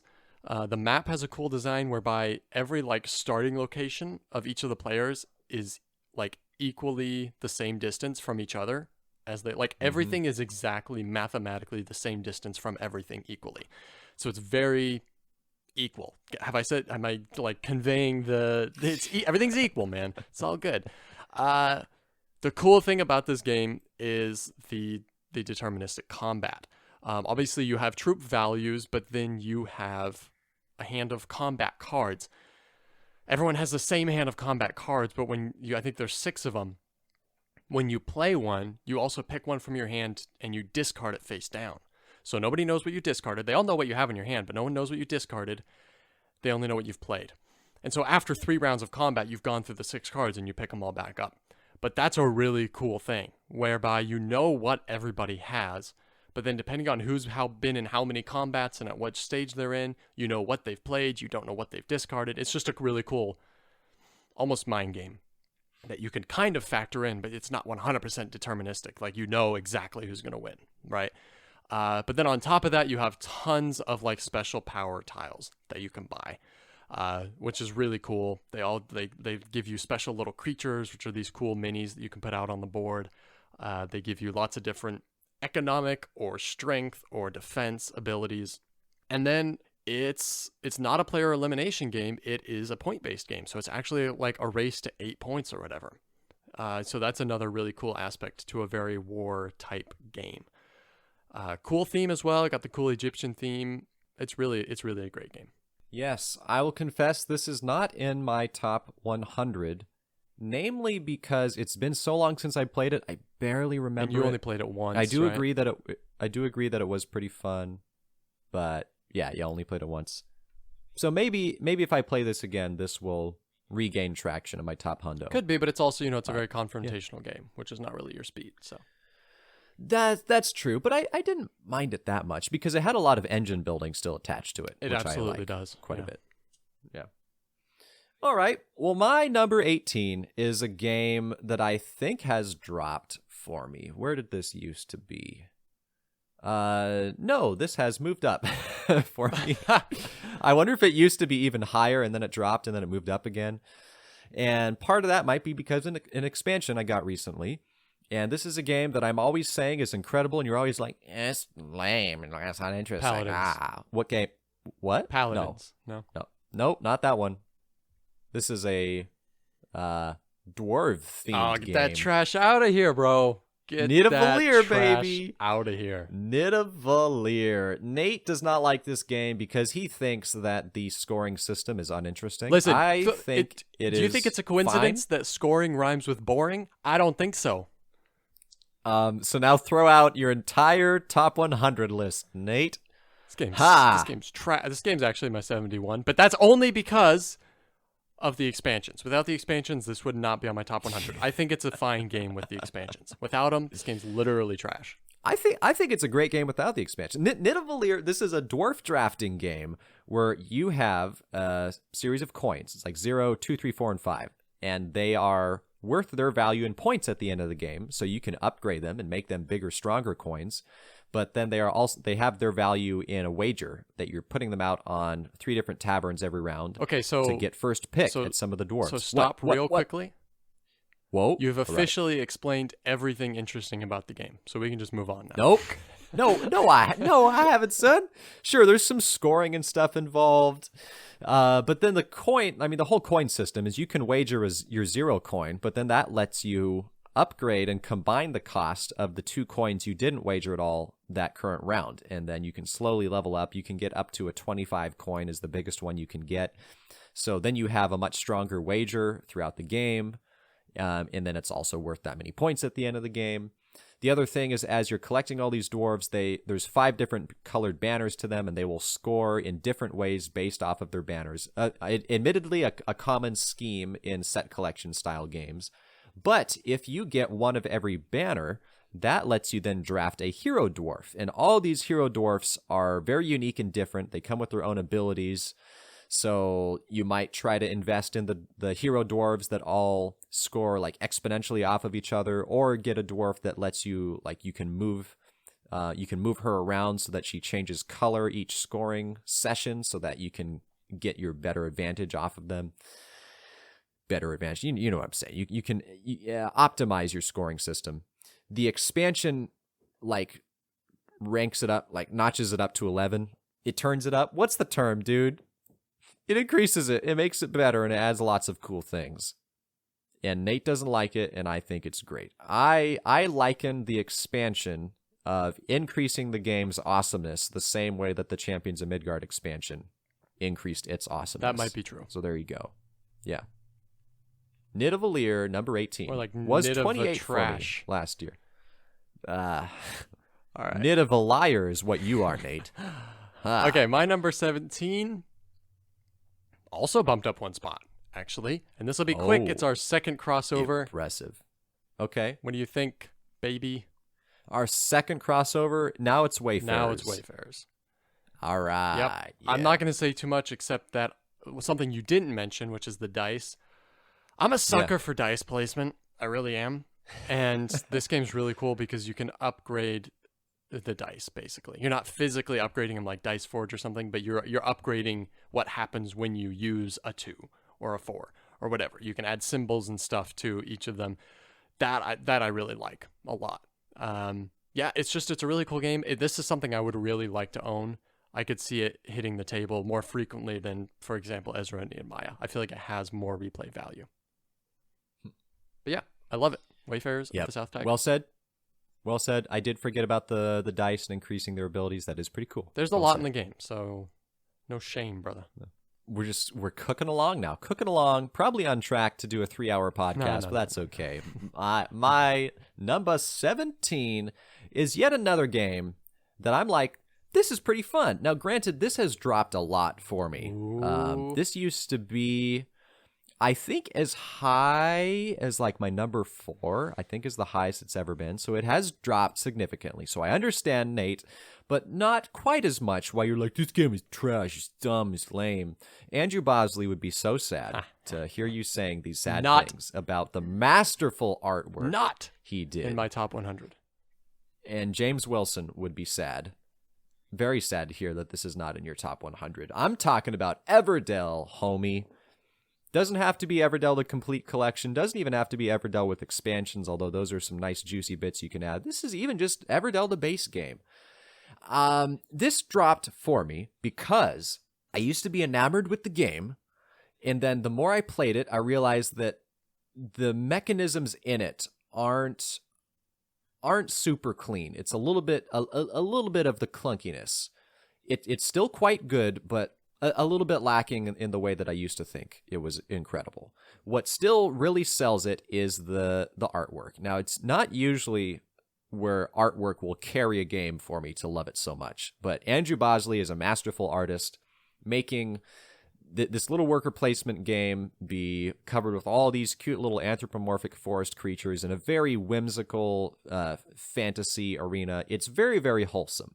Kind of feels like Redwall is a bit of the vibe you get, but the artwork is even superior. It's very fun. It's very satisfying. I haven't pulled it out in a while. That's because of the expansions, man. It's such a beast to pull out with all that crap. It is a beast to pull out. It is pretty fun, though, being able to pick from all the different critters that you can play as. And one of the expansion gives you like critter powers based off which critter you have, which is pretty dope, like ongoing powers throughout the game. Besides that, it's basically just a little tableau builder worker placement game. You're collecting I think 4 different resources, wood. So, I mean, the resources in this game, they also look excellent. So it has really good production value behind it. You got this cool tree setup thing. The board is a very unique like circle shape, which is not super necessary, but then the expansions have different nubs to them that let you like plug them into the main board. So it's a very cool plan for how they implemented having the base game and then the expansions come along. So and here's my problem with this game. Tell me more. Which is that the game is so it's so thinky and it's not enough doey. You know what I mean? It's like the ratio of like how much time you spend thinking to like how much time you actually spend doing stuff is ridiculous. Like you only take whatever it is, like 15 actions or something in this game, not including playing cards, right? But you're only going to play like 15 cards. I think that's the max. Plus maybe if you trash some cards, you'll be able to play more. But like roughly 15 cards and then 15 actions on the board, which is fine. It's like, okay, it's a tight resource game where you really got to maximize your actions. I get that. But you spend way more time thinking about what you should be doing. You sit there for like 3 minutes and it'll be like, okay, I think I'm going to go here and take 2 resin. Yeah, okay, that's what I'm doing. You know, it's like every turn feels like that, man. It drives me crazy. Because I've played this, I think, twice in the past couple months. Because I picked it up off of a secondhand purchase, played it a couple times, and then sold it. It's just, I don't know. Like, I listen, you're not gonna get any argument from me. It's a beautiful game. It's an absolutely gorgeous game. I love the art. It's just the game is not fun, man. It's just not fun, dude. And it gets worse. It gets worse. The more expansions you add in, the more thinky the game gets, the worse it gets. So I agree that it feels a little bit restricting, maybe, for what you can do and what you get out of those actions. There's certain games that implement this well, where you have a limited number of actions, and so you're trying to maximize the efficiency with them. This feels a little bit clunkier with that implementation, but it's still good enough to earn a number rank 17 for. Listen, it's not in my top 100. I don't hate it to the point that I wouldn't try Far Shore. Like, I would 100% try Far Shore and hope that it streamlined the game and made it better, made it less clunky, like you were saying. How about My Little Everdell? How about, it's not called that. It's called Welcome to Everdell, but okay. Wait, what? Is it? What? It's not My Lil. No. It's not My Lil, bro. I'm pretty sure it's Welcome to Everdell, but you can BGG that if you want. Welcome to Everdell. I think you're. My number 16 is brand spanking new to the list, almost kind of new to my heart. This is I mentioned the dude earlier. This is a Danny Garcia game, the only Danny Garcia game on my top 25. This game's so weird, man. It looks so cool. The world that's been created for this game is so cool. And the game is such a brain burner. This is Arborea, which is tracks within tracks and delayed movement, whereby you put a worker on a track, and then it's going to kind of move down that track on your turn and potentially on other people's turns. And then at a certain point in the future, maybe on your next turn, maybe 2 turns later, you're going to have him step off of the track. And then as an action, you can have him slide down the spot that he just stepped off and trigger all these bonuses and then come back to your player board. But you have a bunch of workers. So you're doing this with a bunch of different workers, so they're all kind of in different phases, either on those conveyor belts sorts of things or on the actual tracks where they slide down and trigger stuff. You've got all that going on the main board, which is just crazy, including the player interaction of people being on the same tracks and making things move, and you can jump off the tracks on other people's turns. It's all just craziness and so much to think about, but it's so cool. And then you throw in all these other things, man. Like you've got this weird little puzzle where you're acquiring cards that when you complete the cards, they give you bonuses, as well as you start creating this little puzzle, this little spatial puzzle of all these like kind of terrain types. And then you can train animals, I guess, these mythical creatures that then go in that little area you've been creating with those cards, and they get points depending on the terrains they go on. And then the resources in the game are all public. So like, when you add resources to the board, if you don't use them, you'll score points. But then if you don't use them, they're available for other people to use. And so like that central economy of like shared resources is such a cool part of the game too. And then like I said, on top of that, the look of the game is just fantastic. So this is Arborea by Danny Garcia. I love it, man. It's great. Not a game I have played, but you have spoken well of it very much recently, and from the pictures, it looks incredible. So this is definitely on my list to give a try. I think it's pretty spendy. It's probably upwards of $60, but it's a great experience. Nate, I'm sending you a picture right now. Okay. What is this trash? My Lil Everdell. Fight I don't me. see how that's relevant to anything we've been talking about. Moving on. No, definitely not at all. Not at all. All right, my number 16. I'm pretty sure this is going to show up on your list. It's actually no, not. Now I'm it's the weird thing. I thought it would too, sure. but it's like I just couldn't. It just didn't make the cut, man. It's on the cutting room floor now. Are you telling me that you don't have Seven Wonders Duel on your top 25, man? Whoa, it's dropped, dude. Hasn't it? Has it? It's dropped for me. Dude, it was 15 last time. Oh, okay. So yeah, it dropped one space.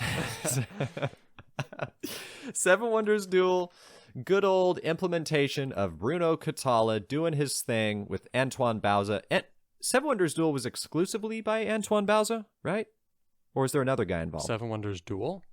Or no, sorry, the original Seven Wonders. Bauza's the only one that's credited, I think. Just Bauza. Okay, so Bruno Catala came in. He was like, "Hello, my fellow freshmen. I make even better game with you. That will far exceed the rank." Would you say that he had. challenged Bauza to a duel? I think maybe they had a duel on who could design the better system, and then they just went with that. But they put both of their names on it for both contributing to the duel, basically. That's how it happened. I asked him myself. He didn't answer. But I asked him, he didn't answer. So, yeah, this is ranked 19 on BGG, so the people very nearly agree with me. I'm only 3 spaces off. Yeah, love this game. I love the simplicity of it. The setup is relatively simple. Admittedly, you have to shuffle a couple decks, and that takes, a second of time, because you remove, I think, 3 cards from, like, each deck just to change it up a little bit. I would just as soon have 3 less cards and then not have to worry about, like, removing cards each time and just play with everything. I disagree, because you can't. Yeah. It eliminates card counting. Yeah, I mean, I understand that's the main purpose of it, but it's almost like I just haven't played it enough to where I actually care about that. Maybe if I really, like, played it, like, once a week or something and got into that, that might be the case for me. So maybe I should just permanently remove 3 random cards from the deck and then just play. Random. Three random cards. Permanently remove 3 random ones. That's a great idea. Yeah. I guess that's true, though. Like, if you know... Because there's the science symbols that rely on getting duplicate science symbols. So I guess that would And there's a lot of, like, face-down cards. So, like, at the beginning of a round, you already don't know half the cards that are going to be in the round. But once everything's been flipped face up towards the end of the round, you still don't know exactly what's in. So yeah, that's a good point. So I guess it's a little bit necessary, and it takes 5 seconds per deck to go ahead and fix that. But yeah, it takes your standard Seven Wonders system, and I think streamlines it, makes it more superior, so it's easy to play with 2 people. Honestly, I wish that Seven Wonders, the main game, just played like Seven Wonders Duel did. Like forget about the little track with the military thing. You could implement that in a 3 or 4 player game, but if you just have the pyramid that you're, like, drafting from, that's pretty cool instead of passing the cards all around. It's a very cool system. Yeah, there's a lot of strategy in deciding, okay, I really want this card, or maybe I really want the card underneath the card I want to take. So do I need to go over here and take a different card, hoping that if I'm playing Nate, maybe Nate's going to take this card and reveal the next card for me to take. So it's this kind of a mind game. A lot of tactics that go into the game. So food for thought here. I taught this to a friend. I lent him the game. I taught it to him, lent him. He played it with his wife a couple times. And he was like, yeah, dude, I really like the game. But he's like, I don't play it physically anymore. I play it digitally. So I guess it's on BGA. And he's like, this is the way to play it. Because you can bang out games so quickly. Because it'll tell you, like, kind of... Maybe not what your best move is on your turn, but you can instantly see what everything is going to cost you based on what resources you have, how many resources you might have to buy from your opponent, that sort of a thing. So you can instantly see what it's going to cost me to do a wonder, what it's going to cost me to build that card, all this sorts of stuff. So it streamlines that bit. And so he's like, I'll just bang out like 3 games in a row with a friend or something on BGA. I'm not 100% convinced, because to me, part of the game is like, oh, hopefully they don't realize that that's their most effective move, whatever. To me, that's part of the game, is like kind of hoping your opponent will miss things. But I can definitely see that, just like that snappiness of just like cranking out games could be a lot of fun. It being on BGA, that's a pretty solid seller. It looks like it's a premium game, though, so you'd have to have your little subscription to it. which I think it's like $5 a month or like $36 for a year. So you're really paying for like not even one retail game basically per year. No, really not. Yeah. Pretty dope. That's how I played Tapestry for quite a while, and then I didn't have the subscription anymore. Yeah. Okay. My number 15 is brand new to the list. In fact, I've only played the game once, and I was kind of like, should it even really be this high? But just like thinking about just that one play, it was so amazing. Partially because like I was doing well in the game, and then about a third of the way into the game I fell behind, literally, and I was like, oh, I'm screwed, I can't catch up, literally. And then as the game progressed, I got closer and closer, and then I won by like one space at the end of the game. Ooh. This is the only actual racing game on my list. Heat. Pedal to the Metal was a thrilling experience. It's unbelievably thematic for a game that's literally using cards to race your car around this track. But the strategy, man, is just so amazing. Obviously you're trying to go as fast as you can, but you have to slow down for corners, and there's a hand management. It's deck building, but there's also, is it deck building? I don't know if it's deck building as much as it is just kind of hand management. But you have to be careful with your engine because you can overheat, and if you overheat, you'll like spin out and crash, and so you have to go back a couple spaces and all this stuff. You can like slipstream off of other players' cars. It's so incredibly thematic. It works so well. I really want to play it again. Man, I love it. I love it so much. And like I said, that one and only play I've had was really just epic because I did make a mistake and fall behind, but then caught back up and just barely won the race. That it was just so, just so amazing. So that's Heat, Pedal to the Metal. I am impressed that Heat is this high on your list. Yeah. I haven't played it, but this is one of those games where this is from the series of games like a year and a half ago where there was a lot of buzz around. So there was Flamecraft, there was Scout, Heat, Pedal to the Metal. And a lot of those games, just looking at the surface of them, like not having played them, I just got this impression of like, oh, this looks kind of uninteresting. And you kind of have that reflex where if everybody's talking about it, you almost like don't really want to like it.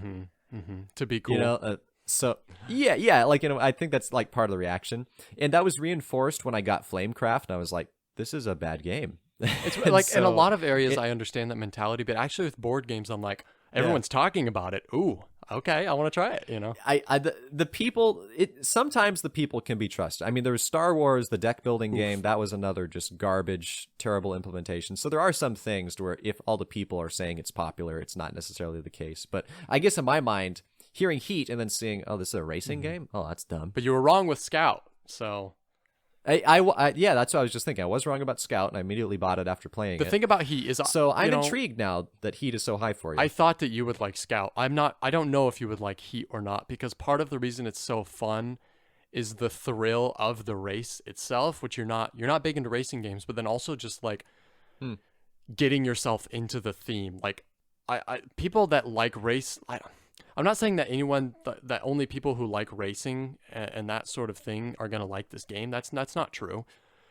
But for me, part of the reason the game was so great is that it was so thematic. It really was so engrossing in that way. And so it may not be for you because I know that I'm much more into like racing and cars and stuff than you are. So yeah, that's true. That's never been a sport that's particularly interested in me. But is this playable for 2 players? Like, is it worth it? So I was wondering the same thing because I was like, ooh, I kind of want to just get this, I didn't even know if Anna would like it, but I was like, I really just want to get this. It's okay. I really doubt that it's as good, but there's like you can add in some like ghost cars, or you can do kind of more of a time trials thing. I still think that it's probably best at like 5, where you just get that cool player interaction and everyone's involved. But also the time between your turns can be a bit annoying then at that. It kind of slows the game down a little bit. So I don't know. I probably wouldn't get it for just 2 players because I'm just not convinced that it would be great. Well, the other reason I was kind of turned off from this one is it's expensive. Like looking at Board Game Oracle, the cheapest it's available is $55 from some random website I don't recognize. So shipping is $9. And then like everywhere else, it's at least 60. It was like a 65 plus game. Not to say that it's only for retired people, but it's like, ouch. I don't know. It's just I guess, a lot for what the game seems like. Okay, that joke didn't fly. All right, go ahead. What? Wait, what did you say? No, you'll just have to listen to the episode after we're done. Sorry. All right. Okay, fine. How about I hit you up with my number 15? We're in the top 15 now. Isn't that pretty nice? This is a game that I know I don't think this will sadden you because it's as high as 15 for me. I know this is quite high, possibly your number 1. What? Gloomhaven. Gloom what? Gloomhaven. Haven the Gloom. Hoomglaven. Hobgoblin. My number 15 is Hobgoblin. Hemoglobin. Haberdashery. Yeah. So I had a weird thing I had to do because in my top list, had both Gloomhaven and Gloomhaven Jaws of the Lion. So like I think they were both in like the top 25 list there. And I eventually decided that these are essentially the same game. Gloomhaven has more to it. Jaws of the Lion has the advantage of it's easier to break out. 100%. But I just decided to. I haven't even played it, and you're so right. Yeah. Sure. Well, I decided to just loop them in as to one game. So now this is the one entry for the Gloomhaven games. It's kind of the same as like if you're gonna have Ticket to Ride on your top whatever list, like you're gonna say, I mean, Ticket to Ride Europe adds like 2 things. Oh no. I know there's like other implementations. There's a definitive difference between those two. There is. Oh yeah. Yeah. Well, but I mean, at that point, would you just include Ticket to Ride Europe and then have that count for the Ticket to Ride series? Like, for me, it was to the extent that, like, Ticket to Ride Europe used to be a top 100 game for me, whereas Ticket to Ride Base never would have been. Okay. But anyways, that's irrelevant. That's a tangent. All right. Well, anyway, my number 15 is Gloomhaven. I have not played so I played all the way through Gloomhaven Jaws of the Lion. So Kirsten and I knocked that out over time. Cool. And we've played maybe 5 or maybe 6 plus sessions of the actual Gloomhaven game. The reason I got this is because I had a price alert set for it if it ever dropped below like $100, because this is a pricey game. Like standard, even now, it's probably like 120. Still? 140. No way, dude. Well, okay, but Maybe. First or second edition, because there is a second edition of Gloomhaven now. Oh, there is? Yeah. Oh, that's right. Well, because then there's like Frosthaven. I forgot that the second edition of Gloomhaven came out. So let's see what Board Game Oracle has. Gloomhaven. I'm gonna say 96. Cheapest is $100, okay. $99.99 plus shipping. I got a notification that this was $80, and it was on some website I didn't recognize. They had like a special, just random sale going for like top selling games. And I nabbed that sucker, and I was like, I'll take Gloomhaven for $80. Sure. I don't care if I'm not going to get to this for like 3 years. Like, might as well grab it while it's there. So that's why I have it.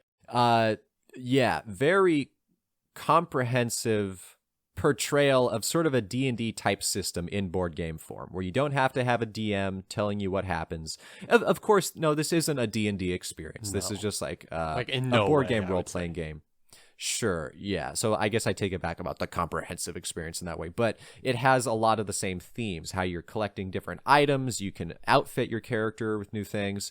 You have a character deck of ability cards. Those you can slowly improve and get new things that you can do. And then everything just boils down to combat. This is really just like a tactical little combat game, dungeon crawler. There's some other side things that happen, and there's some story that you read, but everything comes down to the combat, and then spending 2 hours setting it up. There is nary a die in this entire box, large though it may be. No, there is not, which is pretty dope. There's card flipping. You do some card flipping. Which might be the weakest part of the game. Yeah, at that point, I'd almost... Well, no, I was going to say I'd almost rather have a die, since you have to manage that deck. No, you can upgrade that deck, yeah. So yeah, exactly. You can't upgrade a die. I mean, you could get a different die, I guess. But yeah, they did a cool system of replacing a standard dice with a deck that gives plus or minus modifiers to what you're trying to do, for how much, if you succeed at all, and if you do damage, and how much damage, and all that fun stuff. Yeah, great game. I don't have to spend long on this. I know you're going to cover this in a little bit, I think. And the people have known about this game because it was number 1 for how many years? Like 5 or 6 years on BGG? I doubt it was that long. It was a few years at least. Maybe I assumed it had more glory. Okay. That's my number 15. On to my number 14, also new to the list. I guess All right. you haven't played this yet, which is, I'm assuming you haven't anyways, but I'm interested to hear what you think about it when you finally do. I'm sitting on the edge of my seat waiting to hear you tell me what you think about this game. I'm sitting on the edge of my seat waiting for you to tell me what this game is. It's got dice drafting. It's got dice placement. Whoa. That's how you speak to my heart, is with those mechanisms. The White Castle, baby. I love the White Castle, man. This is... Have not played it yet. I punched it, but I haven't played it. I know what you mean when you say that, but it's just funny. The White Castle is fantastic. The game looks beautiful. It's a crazy game because you only take 9 actions over the course of the whole game. But really, the game is about how can you chain those actions to do awesome stuff. And yeah, it's picking a die, placing a die somewhere on the board or on your player board, and then taking the actions associated with that. You kind of have 3 main actions. You've got your gardeners, which are kind of like, they give you end of round bonuses as well as just like straight points. Then you've got your like diplomats or something that you send up into the White Castle, and they let you get cards that upgrade kind of your player board and your abilities down there, as well as they are a multiplier for the third action, which are your warriors that you send. So those 2 actions kind of work in conjunction with one another to increase your scoring. It's just such a cool game, and I honestly don't feel like there's a lot of different strategies to pursue necessarily. There's definitely a few different things to try out, but for some reason, like every time you crack it out, I'm just like ready to go, man. I just love it, and it's really fast. Like you played it 2 players. Anna and I will crack this out in half an hour, not including setup and takedown. Like playtime, we crack it out in half an hour at this point, which is just so much fun. And it's best at 3 because at 3 players you can stack dice on top of each other on the main board, which is so cool. It just adds another element to the game. You can't do that at 2 because then it would just be too easy to get what you want.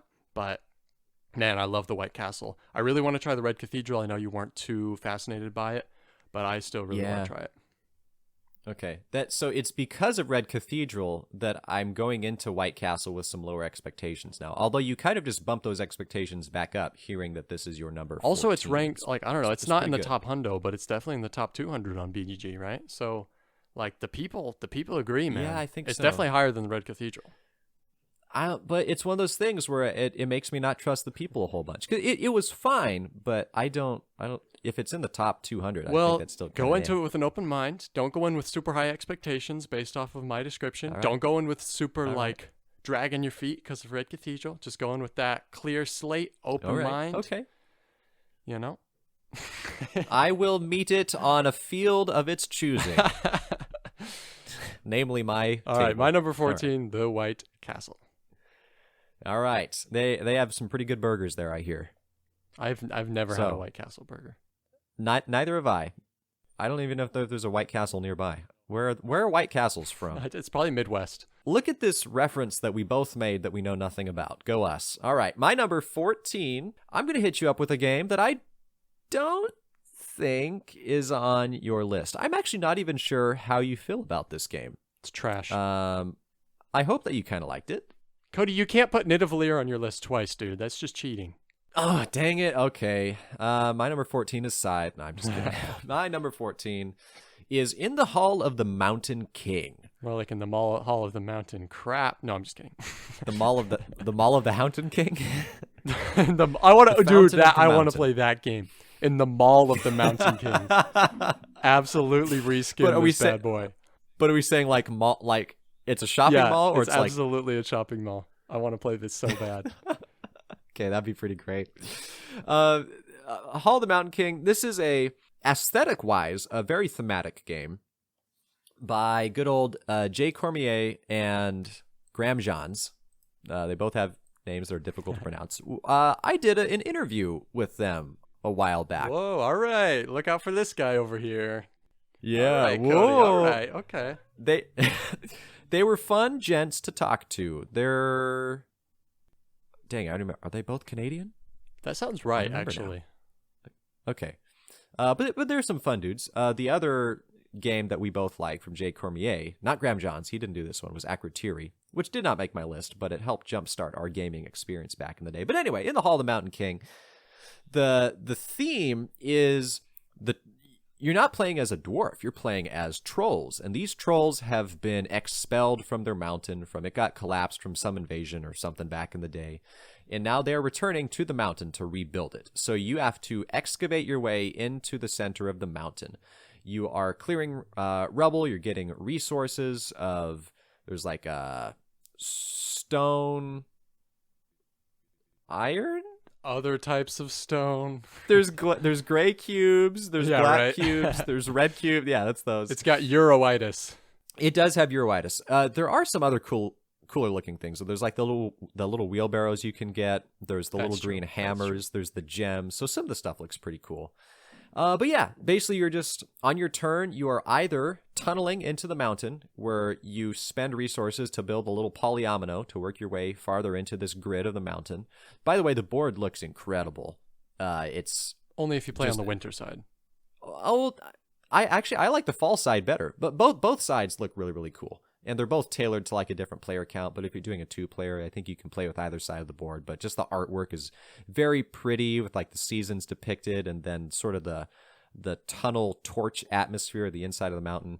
Anyway, on your turn, either you tunnel or you draft a troll into your Troll's Moot, I think it's called. It's this little pyramid resource production system to where every time you draft a new troll, he gains resources, and you gain resources for all the trolls underneath him in that pyramid. So when you place your final troll, completing your full pyramid, you get this cool cascade of resources. It's a very cool system. I haven't really seen that implemented in other games that come to mind.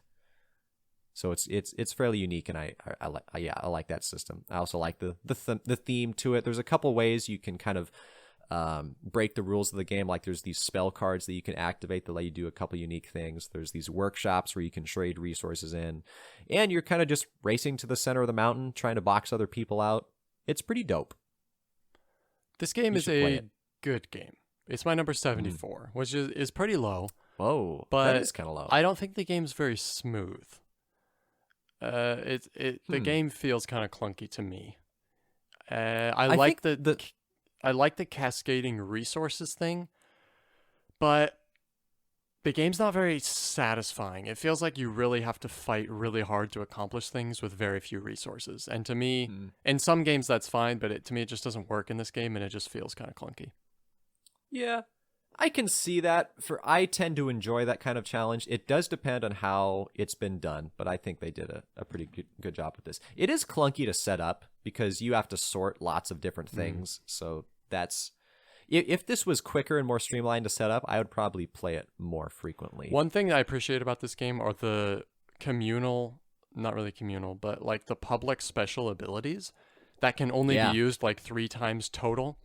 The spells, maybe twice. Yeah, I don't know, but like, but then they get replaced. But it's like sometimes you're banking on using one, and then somebody like takes that last third use or something, and you get kind of screwed. But that's fine. Like I like that part quite a bit. That might be my favorite part of the game, as well as the cascading resources is cool.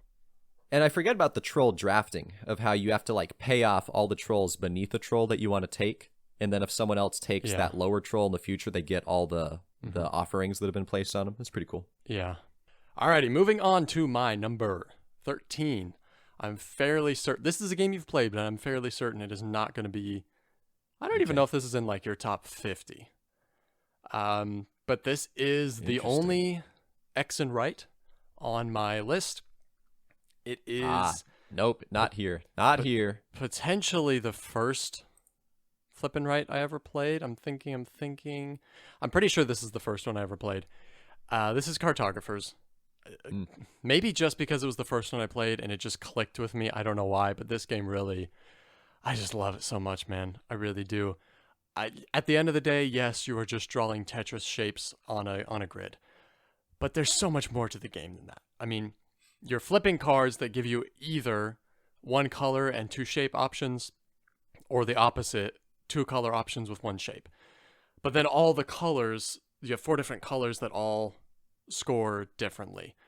And depending on the game, they'll score differently also, right? Because you can sub in different options. But basically, you're just adding stuff to your map. And the scoring in this is really, I like it a lot. I think they did a really good job with the scoring, especially for the different colors. But what's cool about it is that the scoring cards score twice each over the course of the game, but they do it during different rounds.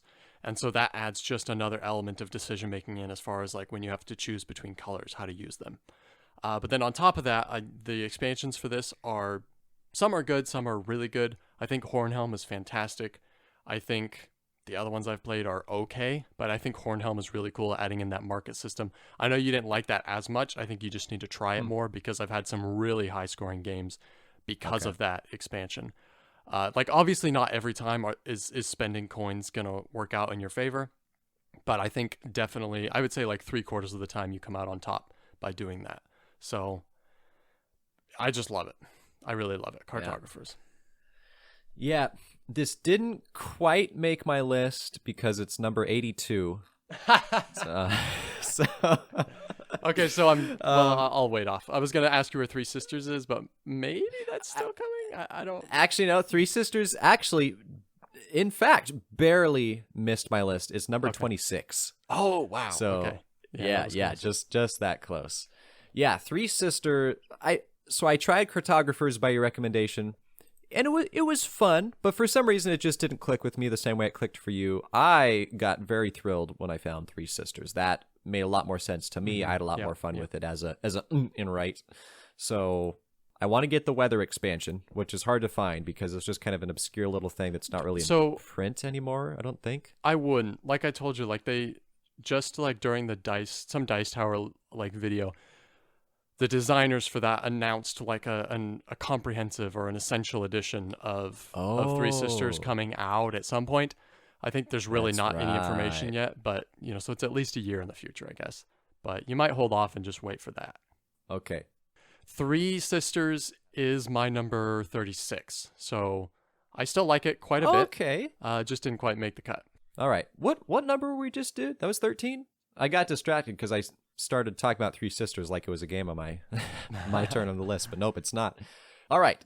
Well, my number 13 actually is in fact a crossover, so you can add this to your list, but I already have it down because when you said it, I knew this was on my list. What is this crossover, Nate? Is a game that you acquired recently, I believe, and have played Quacks lots of times.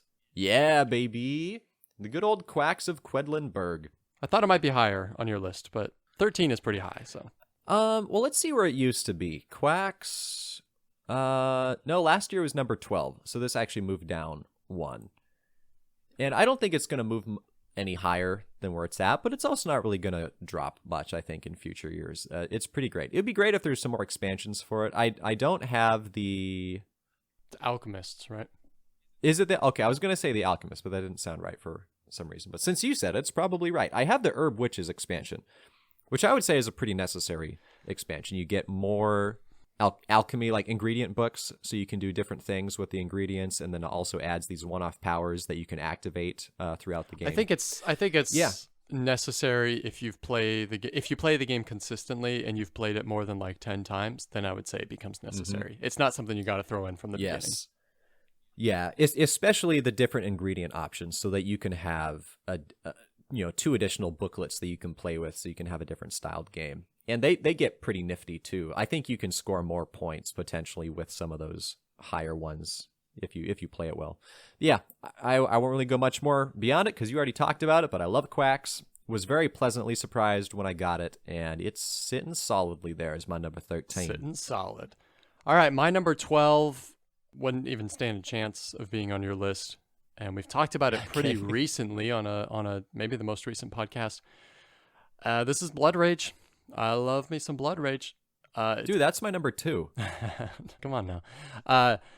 No, yeah, Blood Rage is just a fantastic experience if you know what you're getting into, right? Like, this is kind of what we talked about recently, but it's like Blood Rage is the kind of game that you have to be ready for upsetting things to happen in the game. And you have to like be willing to just relinquish some control over what's going to happen because other people are going to screw you over.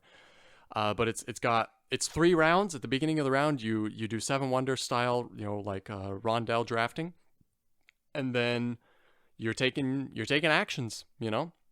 You're spending the currency basically to take actions of putting guys on the board in different provinces, to play upgrades to your player board that give you either monsters that are super cool, or just special abilities that make certain warriors better or give you certain economic abilities.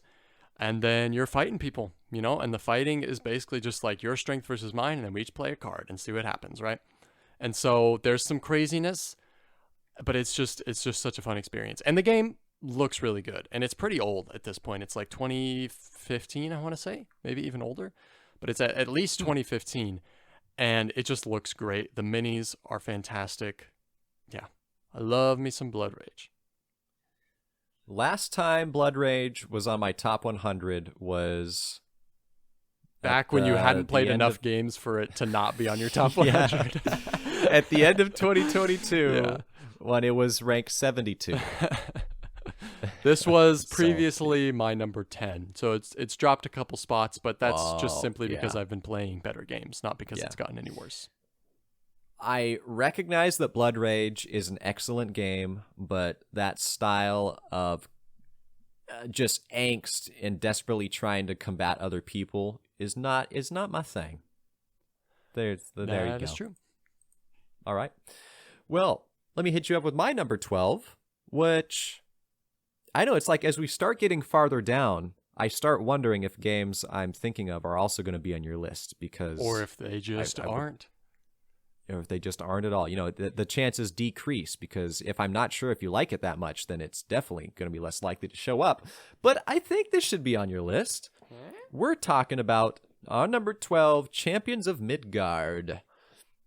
Good old Champions. You introduced this game to me back in the day, and I think it was pretty fun at first, and then you brought it over again another time, and I was like, this is a dope game, and I want to buy it, and eventually I bought it. It's one of those games where back when you were still in the area, like if you owned a game, there wasn't really any reason for me to buy that game myself, but then after you moved away, I was like, okay, I need to get Champions of Midgard.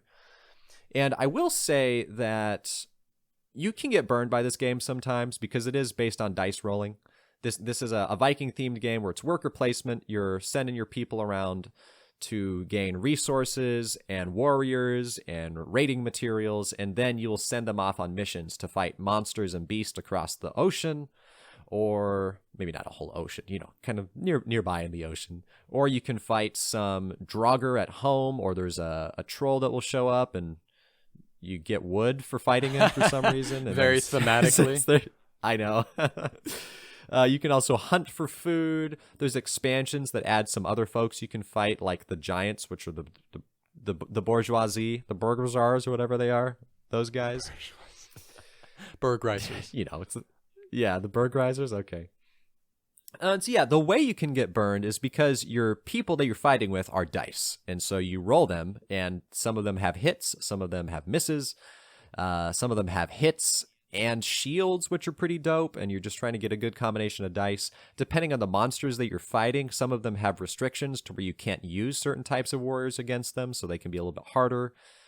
And it is a great little game. The way you can get burned is you can just roll a whole bunch of misses and lose all your guys when the chances should have been in your favor, and then it just goes terribly for you. That is the Achilles heel for this whole game.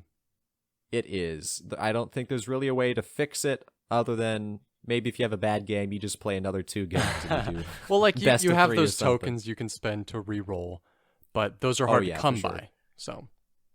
Yeah, and then you don't get the points for them because they're worth points at the end of the game if you don't use them.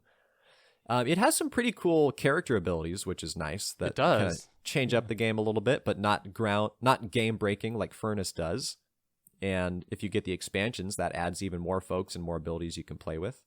Yeah, all around a very solid little game. I actually took this to a gaming convention in the McMinnville area and taught that to a couple of guys, and they enjoyed it too. So it was fun. With both expansions? That'd have been quite a teach. I don't remember if we brought the expansions or not. I don't recall. Yeah, I won't say anything about this yet. Okay, all right, okay, cool. All right, my number 11, I've probably spent more time talking about on this podcast than I actually have playing it. Because I've only played it 3 times, and it's a relatively short game. But I love it so much, man. It's Alexander Pfister. It's a game I really want to own, but Anna really doesn't like it, and so I'm like, why bother? Isle of Skye. Isle of Skye is such a good game. Man, it's so good. Basically, it's got some Carcassonne-style tiles. You draw 3 at the beginning of your turn, and behind a little shield, you attach prices to them. And then everyone reveals at the same time, and everybody picks one of those tiles to get trashed. So everyone has 2 tiles left over with prices. And then in turn order, you can buy 1 tile from one of the other people for the price that they've set for the tile. So everyone can buy a tile, and then everyone, after you've gone around and done that, then any tiles you have left over that weren't purchased by someone else, you have to purchase for the cost that you set there. And so that system is just so much fun. I love it so much because you're sitting there looking at the tiles you draw, and you're like, okay, I really want to keep this tile. So I should make it expensive so no one buys it. But then I have to pay that much to keep it, right? So I was like, how much is it really worth? But then, you're like, okay, I can see that so-and-so would really want this tile. So I want to set it pretty expensive, but not too expensive that they won't buy it, but expensive enough that they'll buy it and I'll get a bunch of money out of it, right? But then if you set it too high and no one buys it, then you're stuck buying a piece maybe you didn't want. I just love it so much. It's a pretty simple mechanism, but it's just so much fun. And then on top of that, it has the same scoring that Cartographers has, where you have different scoring goals that are going to rotate, and then everyone's building their own little Carcassonne map to try and score based on what the things are out there that score. It plays so fast. A lot of the play in the game is simultaneous, so there's not very much downtime, and the game just clicks by really fast. I even knowing that Anna doesn't like it, I still want to buy this game. It's just so much fun, man. I just love it. I just love it. It's a hard decision to make when your spouse is the one you play the games the most with, and then they don't really like a game. You're like, but I love it so much. I know. Yeah. And I'm pretty sure, I can't remember, but we did the list of games we wish our wives liked. This might have been number 1 on that list. It was definitely on that list. So, yeah. Here's the deal. If Kirsten liked Race for the Galaxy, I would probably still possess it. I didn't know you got rid of it, actually. I know for a fact, if you go back and find the episode, we talked about that game, and you were defending it, and I was like, dude, you are never going to play this again. I know. You definitely didn't. I never did. I got Roll for the Galaxy, and that was pretty fun, too. I just miss the simplicity of Race. Get that trash out of here, bro. Simplicity? Yeah. What is, remembering 15,000 extremely ugly symbols is not simplicity. But that's the thing. Chess has simplicity to it. It's just the pieces on the board, and then it's all the strategy. So sure, there's a bunch of things you have to remember for Race, but I like how it's just a deck of cards, basically. And then a side deck of the phases you choose. But I like how it's weird. This isn't on my list or anything. So this is your number 11. But go for it. Yeah, my number 11. The fact that you have some cards in your hand, the resources to pay to play a card are the cards in your hand. So you have to decide which cards are you for sure not going to play. So you're willing to give them up as an opportunity, and you'll use them to pay the cost of another stronger card that you do want to play. I love that dynamic. I hate that so much because you're like, oh, they're multi-use cards. It's like, no, they're not. They're cards that have one use, or you can just use them as a currency. I hate that. They're multi-decision cards. How about trash. that? It's opportunity cost evaluation. Okay, all right. Anyway, Isle of Skye, good game. I haven't played it. It's on my list. It's to get. My list to get. That's what I mean. Okay, my number 11 is a game that I'm assuming is not on your list because I don't think you were as impressed by it. It was one of the 3 games we played when you came over recently. Okay. That it has stayed solidly at the exact same number that it's been when I first got it. So number 11 every time. Carnegie. This first entered my list. So I played it last year in 2023. It landed at 11, and then when I reevaluated and did everything through PubMeeple, it still stayed exactly at 11. So I will say I've played it through, I think playing with you was the 4th time I had played Carnegie, and it's starting to lose a little bit of the magic for me. Apparently not. It's at the same spot. Well, it's like, I feel like it's going to stay at 11, but I'd be fine waiting a good long while before I played it again to give it an additional play. But Carnegie, this is a historical themed game where you are playing as, Well, I don't know if everybody's pretending to be Andrew Carnegie or if you're just playing as like someone working for him or something. I don't know how the themes work there. But you're basically being an industrialist and a philanthropist in the like mid to late 1800s era. So you're trying to expand a network, not quite, sort of Ticket to Ride style. You across the U.S. You're putting down different facilities in different cities. And so at the end of the game, depending on how you have the different regions of the U.S. connected and on how well you have developed the transportation in each of those regions, you'll score points. That's a big central part of it. And that board has different implications for things that you're doing. Then you have your personal board that is your company board. And so you're putting out different offices or department tiles is what they are, that have different abilities they'll be giving you based off of what workers you have there. Certain workers you send off in missions out into the main board. And then it has this lovely little rotating system of there's a sort of randomized at the beginning action selection board. And then on a given player's turn, if they're the first player, they select which action everybody will perform that turn. That will trigger an event that happens for everybody, and then a specific type of action that everybody does. And so you're doing your best to try to maximize being ready for any sort of action that's going to occur, because you have this cycle of you're sending workers out, but then you need workers on a given department in order to move workers around so they're reset for the next phase. And then you're trying to have workers out so that you can pull them in case a different region gets scored. Very, very fun, very unique little system. I like the little double-layered player boards that have little resource tracker thingies that you slowly pull out of them to unveil new discs you can put out on the board. Very fun game, very different, has a happy place in my heart. Yeah, listener, if you want to hear my thoughts on Carnegie, you can go listen to our previous episode, I believe, where it was our game of the week. I hope when you play this again, I hope it goes up. Yeah, in summary, it's just I don't know if I like it or not, essentially, is how I feel about it. So, yeah. Not on my list. My number 10. That's okay. Is... Ooh, wait, Nate, we have to drum roll this thing. We're starting our final top 10. Oh. Isn't that dope? 2 hours in. Number 10. Yeah. My number 10. Crossover time. Is a crossover, baby. Crossover time. This is, I don't know if it was the OG or just one of the OG, but in my head, it's the OG Duel game. Seven Wonders Duel, man. So good. Yeah. With or without the Pantheon expansion, I think it would hit the same spot. I think the Pantheon expansion is really fantastic, but I think the game is super solid without it. Agora, take it or leave it. I think you feel the same way, but vice versa, because those are the expansions we got, and maybe it's Pride, I don't know, but I really think that Pantheon is a better expansion. Fight me. All right, you got it. Yeah, Seven Wonders Duel. I love it. Well, okay, my number 10. I'm guessing we'll probably go through these last ones a bit quicker, because I'm assuming we have a fair amount of crossover. We'll see.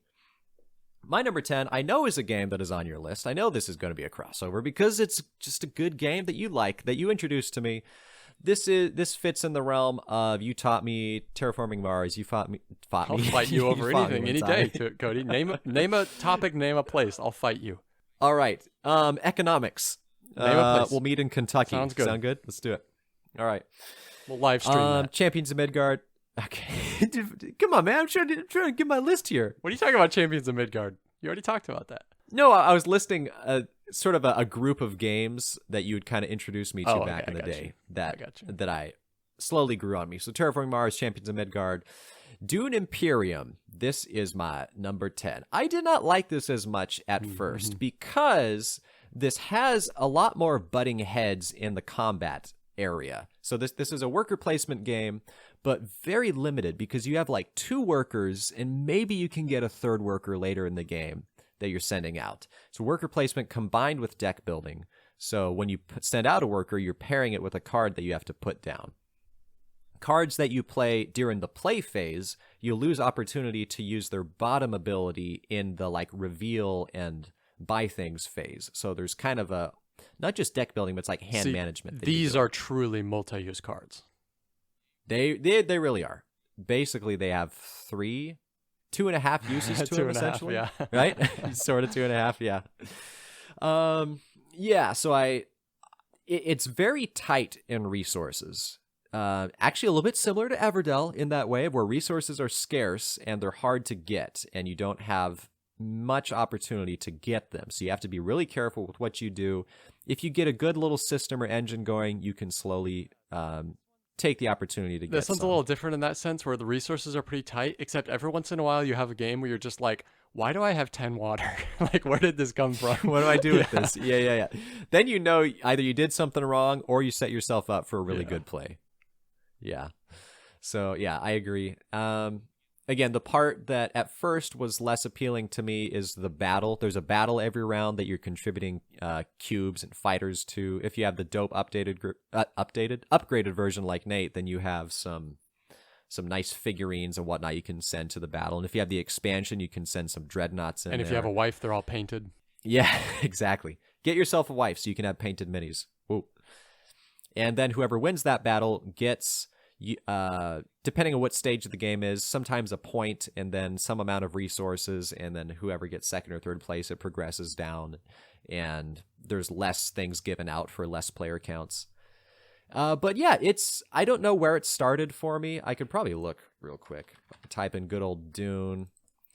It looks like it was 25 for me back in 2021 is where it started. And it has moved up to the last 2 years. It was rank 9. So it actually, I guess, moved down to rank 10.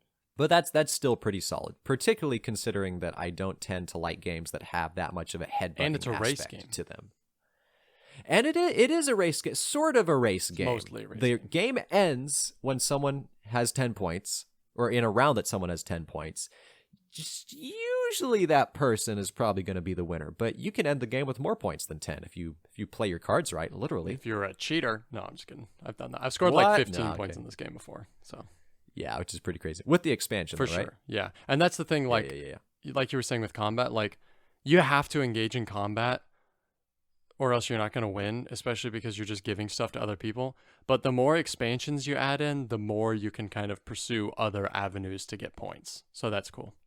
Yeah, faux show. All right, my number 9. Oh, this is okay. So I'm actually thinking I should just skip my number 9 and we should come back to it because how's that work? Because you're gonna hate me, Cody, and you're gonna invalidate the rest of you're gonna invalidate everything I've said and everything I'm gonna say. So we should honestly just come back to it later. Okay. No.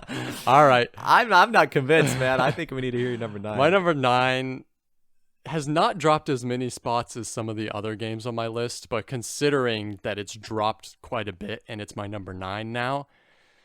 Whoa. Listen, here's the thing. I haven't played it in going on probably like physically, I haven't played it in probably a year and a half. Listen, it's a fantastic design.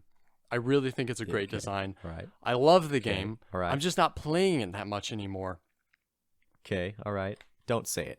I'm gonna say it, man. Scythe, bro. Scythe is down to number 9. You It's dropped from number 3. Wow. It's just, it's starting to work its way out a little bit. It's going to go find where its spot is on the list, where its final resting point is on the list. I think even if I was still playing Scythe regularly, it would still be dropping a little bit because I've just been starting to play other games that just speak to me more than Scythe does. I love Scythe. I love the system. I love the action selection mechanism. I love the upgrading those actions on that selection mechanism. I love the interactions on the board. I love the looming threat of war, possibly at almost any point of the game, because it's a big board, but you're really a lot closer to people than you realize. And so there's always a threat, even if you might go the whole battle with one or none conflicts, It's a fantastic game. It looks fantastic.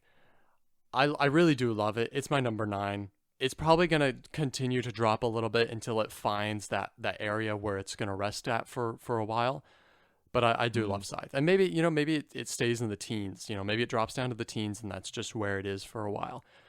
But like I said, even if I was continuously playing it, I think it wouldn't be still as high as it was because I've just been playing other games that I really just like more. So. Sure.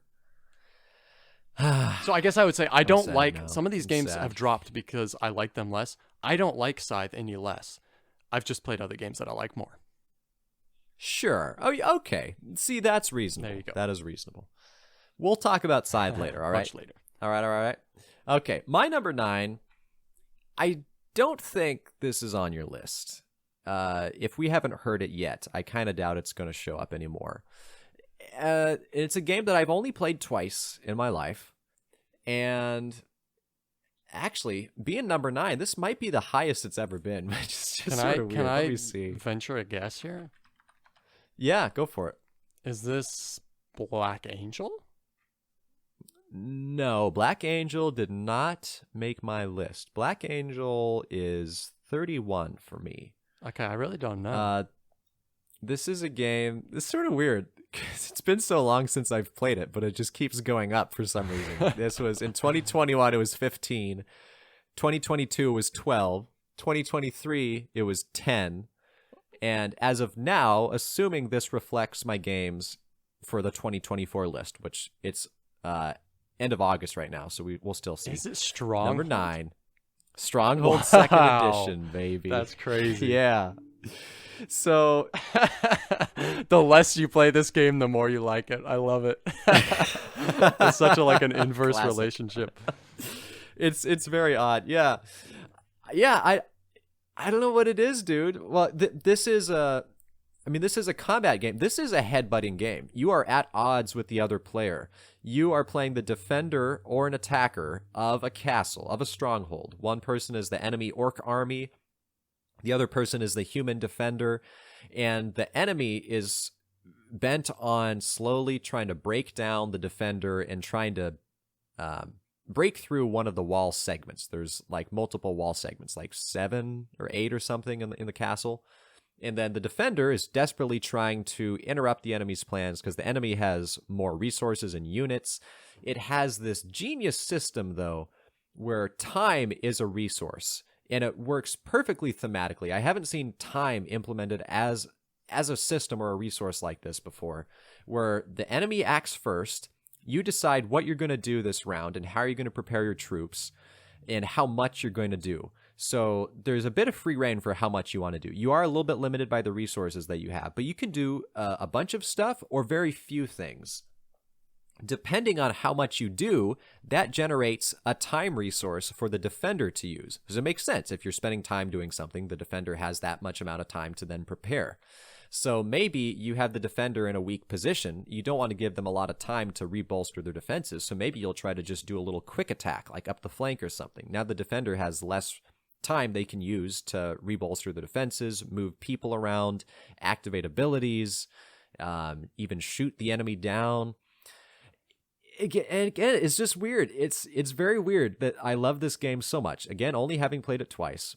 And both times, I feel like it took you and I 3+ hours to play. For sure. It's an in-depth game. And there's a lot, if we played this again, I would have to probably relearn it because there's so many little rules. And I feel like both times we were playing, we just kept the rule book open the entire game. Yeah, this is the only game I've played where I think I've played it 4 times. Every time I've played the game, my nose is just, while it's your turn, my nose is in the rule book. Yeah. And we just keep passing it back and forth, on each of our turns, just to figure out. Yeah, I love this game. Such a solid design.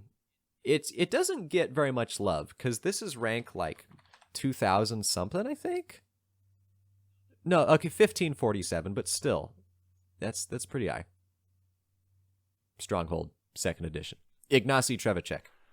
I'm assuming it's the only Ignacy Trzewiczek game on your list. Robinson Crusoe probably didn't make the cut. Yeah, no, it's not there.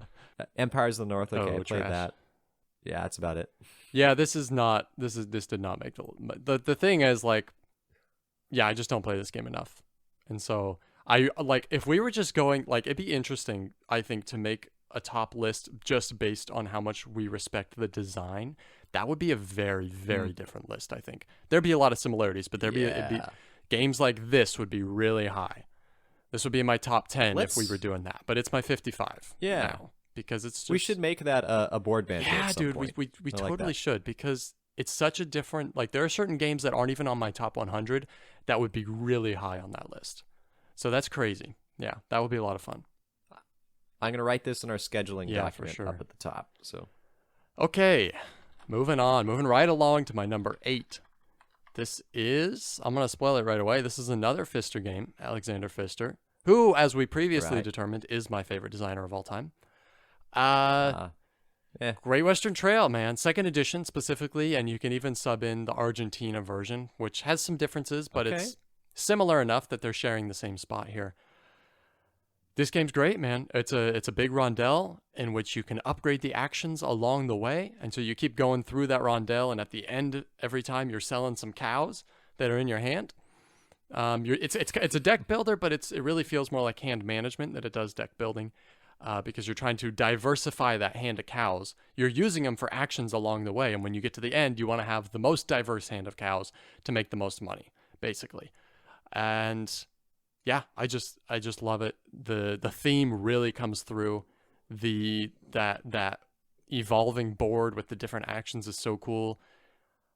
I just love the game, man. It's so interesting. It's so interesting. I could talk about it for a long time. I really wish that you could play it, but it's it's your typical kind of mid-range as far as price goes. You're not going to find it for less than $50. So, sure. It's kind of, you're going out on a limb just purchasing it, right? But I just love it. I think it's fantastic. Yeah, I'll see if I can give this a try at some point. Maybe it's on Board Game Arena, or maybe I'll play it like at a board game cafe or something. I will say that I don't think the Western theme is a theme that's particularly intriguing to me. It's probably part of the reason that Western Legends wasn't super enjoyable. Yeah. I mean, I think the design of that game just wasn't incredible anyway. But, all right, interesting. I would say it's a good choice, but I don't know, so I'll respect it. My number 8 is a game that surely is on your list. Surely it must be. I just didn't realize that if it is on the list, it's so high. And I'm not sure if you would have expected it would be this high for me. This is a classic, one of the OG games, and I believe a game that helped kickstart your gaming hobby life experience. Got a guess? Castles Burgundy? Yeah, baby! Castles of Burgundy. Yeah, I used to thought it was Burgundy. Not this game, but seeing the country Burgundy, I thought it was like the Burgund. Because if someone from Burgundy is called a Burgundian, just so you know, in case you cared. Yeah, I didn't care, but that's fine, Cody. That's fine. Okay, all right, that's fine. Castles of Burgundy. It's not an old game, I wouldn't say. When is the original game from? 2013. Okay, but for some reason it is kind of like an older generation of games. Oh, sort for of sure. the Euro dominated back when all Euros just looked bland and uninteresting and miserable, but like all the nerds in that time period was like, yeah, man, it's a great game. I love playing this game. And it still lasts. It still persists as a truly marvelous design. Just in different forms, basically. Castles of Burgundy keeps getting like upgraded. And I do have the first anniversary edition in mind, like the company anniversary edition, but now there's like a revised or something super special Castles edition that's like super expensive, and I'm just not going to buy it because there's no need. Kickstarter. But you definitely should get the Aaliyah 25th anniversary whatever edition is the good one, because it comes with lots of fun little mini expansions. This is a game where you roll 2 dice, you have your little 2-player dice, and then the numbers that show dictate which tiles you can draw from 6 different like pools that are on the board. And then you have a certain storage space. You can have up to 3 tiles at a time. Using those numbers, you can also then place them into different parts of your board. You have your own little personal board that is divided up into hexagons that all have numbers 1 through 6 on them. So you have to decide, if I have a number 3, do I want to spend that 3 to take a tile from the 3 pool? Or do I want to use a 3 to place a tile I already have onto a matching 3 with the matching terrain of somewhere I can place it? Or do I just want to spend a die and take 2 workers? Because workers will let you modify future dice. So there's lots of decisions to make. There's lots of ways to score points. This is kind of a point salad. You get points for like almost everything you do. Like if you're going to take the animals is a very straightforward way. You just score points based off of how many animals of the same kind you have showing. Every time you complete a color section of a type of, they're not resource, of a type of tile, you'll score points based off of how early in the game you did it and how big that section is. Yeah, it's awesome. There's lots of different moving parts to it. This remains a classic in my heart, and I assume in your heart as well. Well, technically, no. It's not a direct crossover, because that was your 8, and this is my number 7 now, Cody. Castles of Burgundy, man. Castles of all Burgundy. right. Yeah, I mean, I'm not going to repeat anything, but I will say, man, I love me some dice, all right? Roll and move, get that trash out of my face. But roll and allocate for some cool actions, I love it, man. Theme, not here. Look somewhere else. Don't open this box and look for a theme, all right? You go open a different box, okay? Yeah. Solid game? Go open every Absolutely. Open this box. I love Castles of Burgundy. That's my number 7. Don't open the original edition box, though, because... Don't open that box. You have untheme. You not only not have theme, you have less. You have negative theme. That's so true. Okay. It looks so bad. The colors. This is one of the few games you've bought twice because you had that version. Yes, and then actually, I don't know if I even succeeded in selling the old edition. Maybe I did. I don't know. Well, I feel sort of awkward that I just get to go again, basically. But my number 7. This is. It looks like we had a big gap in the Garfield games section. So I guess I have 4 Garfield games in my top 25. So this one is really that much better than the other ones, huh? It really is. At least my enjoyment Wrong. of it. You answered incorrectly. No, it definitely is. I think I'm defended here. Because I think that Shem Phillips said that this is his favorite of the West Kingdom games. Why does that even... Why do I care? Because Shem, the designer said it's bro? his favorite, man, okay? Gotta defend so that. Subjective. I stand justified. You know what? The Nidavellir designer probably said it's his favorite game of all time. Am I supposed to care about that? Well, I mean, if that's the only game of his that I've played...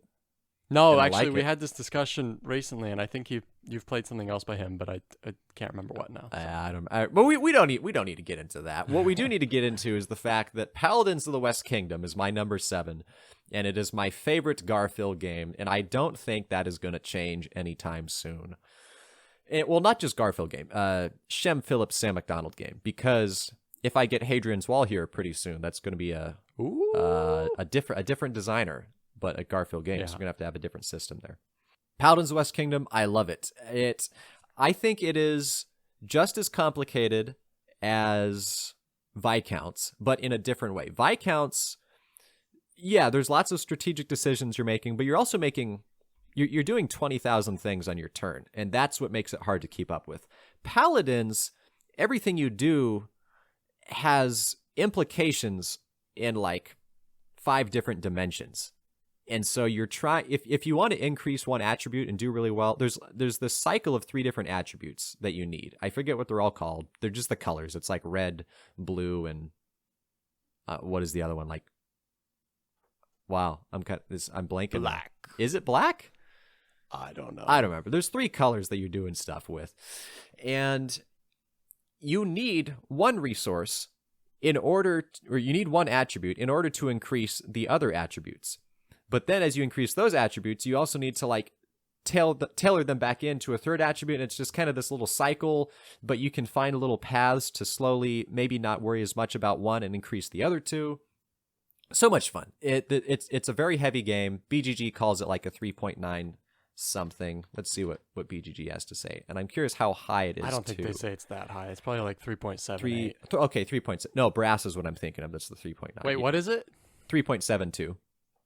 Ah, that was close. And it is rank 70. So is that the highest West Kingdom game on the BGG? Definitely. Okay. So the people agree with me too. I love the aesthetic to it. The boards all have sort of this soft appearance to them, almost kind of this brushed color to them. I like the greens and the reds and the blues. Same as Raiders of the North Sea. That has a very similar look. It does. The North Sea games are more of a blue, and the Paladin series emphasizes more kind of the greens and reds, I would say. But yeah, it's a worker placement game, but where you're placing workers basically as a resource that you spend and then you get new ones every round. But you're only placing them on your own board. So it's a little bit more solitary, but there is interaction in the middle, this weird long strip of a middle board, because there's different townsfolk that you can draft. There are different barbarians that you can fight or convert, which is pretty cool. Or you can put out buildings not quite competitively, but you can block out other people for different bonuses that you want to snag, or there's different tiers of where you can place the buildings. It's just a very wholesome, solid game. I like how it feels very tight. Everything feels like it fits together perfectly. It's a very well balanced, very, in a weird way, streamlined game. It's not as though it's a simple game, but everything fits right where it belongs, and that's what I like about it. Okay, I feel like that's a pretty good way of saying it. Yeah, actually. Thank you. Yeah, I think it's just too frustrating for me. I just don't get a lot of enjoyment out of it. It's another one that, like, design, definitely respect it, but it's just not my game, you know. I get that. That's how I feel for Blood Rage, so I'll take it. Okay, my number 6. Yeah. Has been moving up. This might be the highest it's ever been officially. It was number 8. This game, for a while, I thought I was kind of lessening on my interest on it, but then we busted it out again, and it's just like, yeah, okay, you don't like, in a certain way, every play of this plays somewhat similarly to other ones, but depending on which civilization you have, it just makes the game so much more interesting. And every time we play it, I feel like I just like it more, you know? So Tapestry is my number 6. Say it. Just such a good game, man. You got those 4 tracks that you're moving on, 5 if you have arts and architecture. But essentially you're like, okay, you do an income turn, you get some resources, not very many. You spend those resources to move on tracks, ultimately trying to get points, but you know what? Another important thing is getting buildings off of your mat. The reason is that the more buildings you get off your mat, the more you're going to earn during the income. So when you run out of resources, you go back to the well, you do another income turn. This time you get more stuff. So you use that more stuff to move even further on those tracks, whichever ones you desire. Try to get some more buildings off, try to score some more points, and then come back, do that income turn again, get a bunch of stuff, you know? So like it's really, that progression is really satisfying. Unless someone else has way more buildings off their mat than you do, then it's kind of like, you're like, this is one of these games where it's like, so the end of the game is different for different players. And so if somebody hits their 3rd income turn, or like, let's say I hit my 2nd income turn and somebody else like just finished their 1st or whatever, or I guess I hit my 3rd, someone else just finished their 2nd, you feel like you're doing poorly because you're further along in the game than they are, which kind of means they've probably been maximizing their resources better. Yeah. So that's kind of funny, but the progression is really cool in this game, both on your player map, but also out on those tracks, and just figuring out new ways to make them combine with each other is so much fun. Yeah. Yep. I will stay quiet about Tapestry, but I agree. This is officially my highest Stonemaier game. Really? Wow. Since Scythe dropped. Replacing Scythe. That's so sad, man. I'm sorry for you. It's a better game. Nah, I don't know if it's a better game, but I like it more. I don't think so. Oh, I think Scythe is a better game. Actually, I'm going to say Scythe is a better game, but I like Tapestry more. All right. Hey, that's fine. That's cool. But now it's time for me to do justice to number 6. My number 6. This is a crossover. It's a game you have mentioned. This is a Stonemaier game. Cities. What? Oh. What did you say? Viticulture. Okay. No, what did you say before that? I said Underwater Cities at first. Okay, this is Viticulture. I heard something about horses for some reason, but it was like while I was talking, so it got all more. Okay. Yeah, Ready, Set, Bet, right? Yeah. No, my number 6, Viticulture Essential Edition specifically. Got to have that essential there.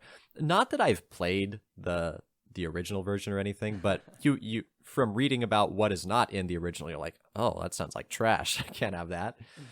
I think this is pretty funny too, because did you buy Viticulture for me? Was this like a birthday or Christmas present back in the day?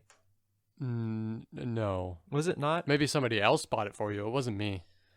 Okay, I'm not sure what I'm thinking of. What I'm remembering is when I first got this, like you and I were having a conversation on which edition to get, because there was like the standard and then essential, and then I think we were confused and we thought maybe there was something else. Maybe we didn't understand like what Tuscany was, that it was an expansion, not an edition. So it was good fate that however I ended up with it, I got the essential edition and not the other one. You've already talked about it, but great old worker placement game where you're putting your people down, you're harvesting some grapes, but before you do that, you got to do a bunch of other stuff. You got to put down some fields that give you dirt. Wait, you talked about this one, right? Was this in your top 25?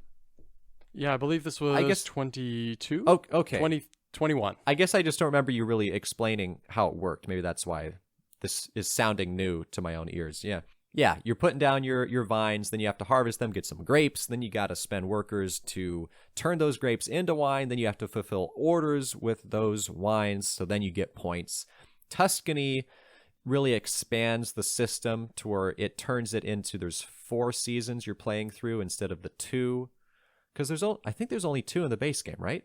You have the base game? There's only 2 in the base game, which feels wild. It feels very Tuscany bizarre to go back to that. Thinking about it. Yeah, we got to get that Tuscany up in there. And yeah, it's just a great. This gives me lots of happy little vibes. Like you were saying earlier, just playing the soundtrack. Like if I just hear that, it's like I'm feeling some nice cozy fall vibes playing this. Takes you back to the good old days, man. Yeah, because it's like one of the early games in our gaming career, and so it holds a special place in my heart, and it holds up as an excellent game. I need to get me some Tuscany in my life. You do need to get you some Tuscany. I don't think it's that expensive. Maybe like. No, it's probably like 25 or something. $27. Yeah. Yeah. Okay, my number 5. Nate, another drum roll for the final top 5. Top 5, baby. Hey, number 5. What is it? It's the last game on my list. What? No. My number 5, also my number 1, because I've been doing a top 20 this whole time. Joke's on you.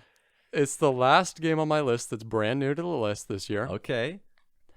It's the second to last game on my list that you have not played yet. And I don't know if you ever will. But this game is fantastic.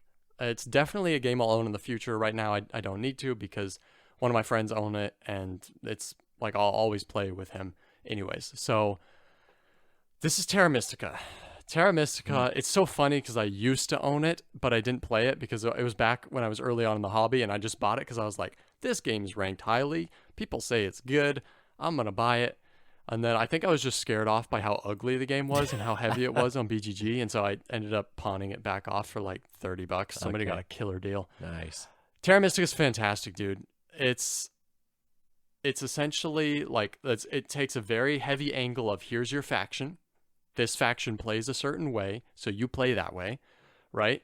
And the whole thing of the game is there's a bunch of different actions you can do on your turn, but essentially you're trying to get buildings off of your board to accomplish some goals, some spatial goals out on the map. But the cool thing about the map is there's a bunch of preset little terrains, and you have your own home terrain, and then there's kind of this little dial, and depending on which faction you are, one terrain is free for you to build on, but there's 2 other types of terrains that you have to pay like 1 resource in order to terraform them into your terrain. And then there's a couple others that cost 2 resources to terraform them to your terrain, and then a couple others that cost 3, right? So it's like, depending on which faction you are, certain terrains are easier for you to work with. But you're placing buildings out on your board, which is cool because every building that comes off of your player board is going to give you some kind of special ability or income bonus. And you're just doing that with your faction's special abilities. I admit the game is kind of ugly. Also, it doesn't have a good 2-player variant because it's a fixed board that you can't change. So in that event, if that really bothers you, you can pursue Age of Innovation or Gaia Project instead. But for me, I just love me some Terra Mystica. It's really a great game. Yeah, Gaia Project was kind of on and off my list for a while. It seems like something that I really doubt Kirsten would enjoy because it just looks very heavy and like mechanism-y. But maybe I'll play it someday. Yeah, it's I feel like it's a lot of people's favorite game. Yeah. It's that kind of game where a lot of people are like, they play Terra Mystica and maybe some other board games sometimes, you know? Yeah. Well, my number 5, I think for sure is not on your list. This is another Stone Meyer game. You know, even so, Shem Phillips shows up on my list 4 times. How many times does... Dude, are there 4 Stonemaier games in your top 6? Get out. Let me see. There absolutely are. Or top 7, maybe. There are 4 Stonemaier, but one of them is not Jamie Stegmaier. So only 3 of them are Stegmaier. So I guess there's as many Stonemaier games as there are Garfield games on my list, because I don't think I've said any other ones. But I know you don't particularly like this one as much. And probably that will never change for you if we play together, because I haven't quite mastered the game necessarily, but I've spent a lot of time and study for all into intents this and now. purposes. Yeah, basically. Wingspan, I have played this 100 to 200 times at this point. I have the digital edition, so you can just crank those out against the bots and have some fun. Good old Wingspan, man. I like this from the beginning, and I had no idea what I was doing from the beginning, and then I started playing it more, and then watching some strategy videos, and now it's playing it as almost like a reflex, kind of like a science of like, oh yeah, well this card goes with this card, and if you're going to have that, you need to throw it down here. So it's fun to not just have to sit there and like, this bird costs 2 mice. What does he do again? Like it's very fun to just be able to just like boom, boom, boom. Yeah, do this, go, go, go. Knock out a game in like 15 minutes or something. I love it. I don't get tired of it. I get tired of it if I play 50 games in the span of 2 weeks, and then I kind of take a break for a while, and then I pull it out again after a couple months maybe. So I'm curious, where does Wormspan rank for you? Is that like a top 50 or so? Because I know you like it. Yeah, let me see where I put Wormspan. But they're different enough that high. They don't like take the same spot. No, so Wormspan I have at 27 right now. I've only played it once, and it's confusing because Wingspan is so ingrained in my mind, it's hard to like remember how Wormspan was different. Like I definitely know it was different, but because the Wingspan rules are just reflexive, it's hard to like isolate how Wormspan worked exactly. So I do actually want to get and own Wormspan. We'll play it a little bit. It changes things up a little bit to where Wingspan, each row that you're working on only gives you one thing. Wormspan kind of spreads that out a little bit, I think, to where you can get the different resources you need a little more easily throughout the game instead of just having to like select one area. So I think it kind of tweaks a few things and maybe makes it a little more efficient. I don't think it's ever going to replace Wingspan for me. Wingspan is just still a good, solid design, and it's excellent.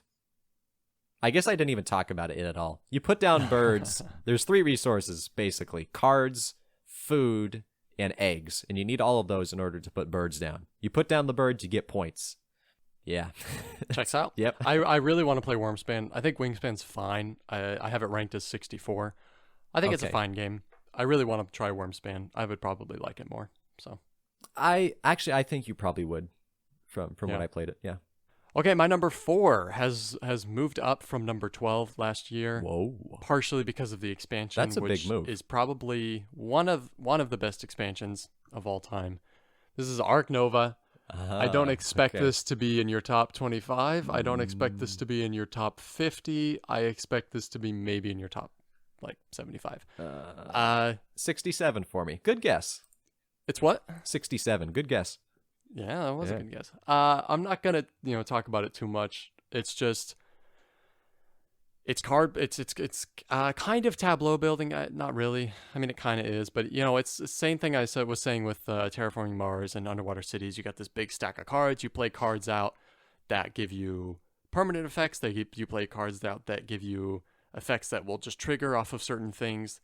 And you're playing cards out that put animals in cages in your map. That sounds worse. Well, I guess that's what a zoo is, so animals in cages. But I love the action selection mechanism is just fantastic. I love it in Civilization: A New Dawn. They did an even better job with it here, especially like with the expansion. It just adds in so many new cards that can be worked into that in such a fantastic way. It's just such a great game. It's a long game, and it's got that weird scoring mechanism of you have 2 different types of kind of scoring markers that start on opposite ends of a track, and when they finally cross, that triggers the end game, and then whoever has the wider positive spread of those 2 markers will win the game. And so that's kind of a weird thing, and especially in a 2-player game, sometimes like 3/4 of the way into the game, you can see who's going to win. But still, it's fun all the way through to the end because there's such a sense of, again, progression, and you're working towards so many things. Yeah, it's a lot of fun. There's a lot of other cool stuff in the game, but I'm not going to spend too much time on it. This is, I think, also number 4 on the BGG Top 100. It's well respected, well loved, and I totally agree. Yeah, isn't it a great just fun, good experience, kind, welcoming game that gives you a negative score if you don't win. I don't even know what to say to that. Like, you just got to think about it as a race, not as about points, right? So it needs to be like Golf Pro, where the player who scores the least points and gets negative, that is 0, and then you add the difference to everyone I've else, always maybe. thought like that would be a lot of fun to try with a game like Castles of Burgundy, where it's really hard not to get points, to be like, whoever gets the least amount of points wins. That'd be such a weird way to play that game. That would be a fun challenge, yeah. No, Ark Nova was fine. I bought it, and then it just didn't quite do it for me, and so I passed it off to Nate, and you traded me something else. I forget what, but I'm sure I was happier with it over Ark Nova. Yeah. Again, I've railed on this plenty of times. One of the primary reasons that I give a bad rap to Ark Nova is because how popular it is when it doesn't seem like it should be. I know I'm not the lord of board games who gets to dictate what people like or anything. It just seems like an odd pick to me. You know, I kind of agree, because it's not really. It takes really cool elements of other games and smooths them out, but you know, I could see that shouldn't make it a favorite game for a lot of people. You know, a lot of times people's favorite games are ones that are really like divisive, where like you love it or you hate it. Mm-hmm. And I don't think, to me, Ark Nova doesn't really fall into that category as much as some other games. But, yeah. But that being said, I would be willing to play it again, and I actually am kind of intrigued to give it another shot now that it's probably been a year and a half, I think, since I played it last. Yeah, it has been a while. All right. Well, my number 4, got another crossover here, another Stonemaier game, and the second highest Stegmaier design game. Give me some of that Tippy Tap Tapestry. Good old Tapestry. I love Tapestry, and this has increased in awesomeness for me over time. I think the lowest it's been when it first entered my list was number 11, and now it is staying at number 4, especially with the expansions. If you can get some expansions and get some different avenues to play, yeah, like you're saying, different civilizations, even the different city mats can really change up how you approach the game.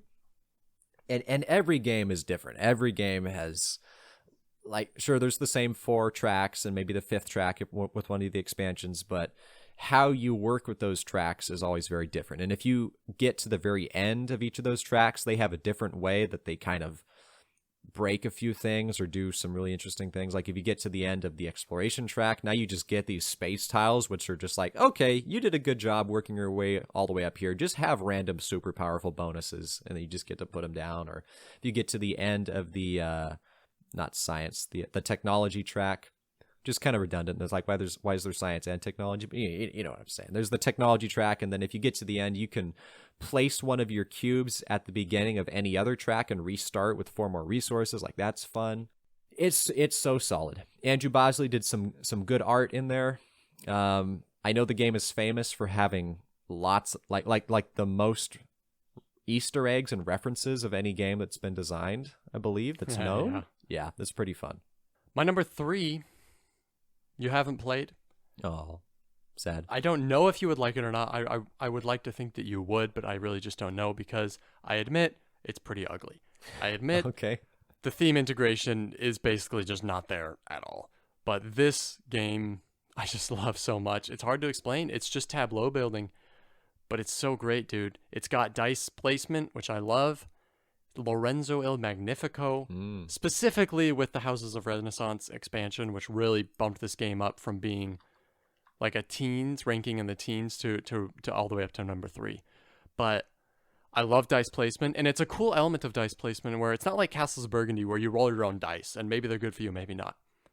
This is where everyone has like an orange worker, a black worker, and a white worker, and then there's an orange, a white, and a black die that are all rolled at the beginning of the game. And whatever those numbers are determine the value of everyone's workers. And so it's random, but it's totally fair and equal, right?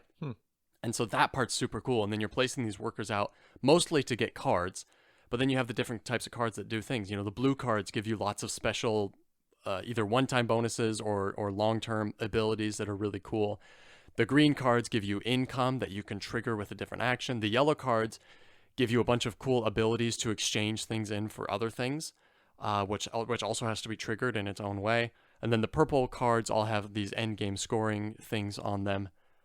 it's just so much fun. And then you have the expansion, which includes all these little mystery tokens, as well as a very, very cool, I'm not going to explain it because it's too abstract to explain, but a very, very cool way to draft starting resources and starting powers.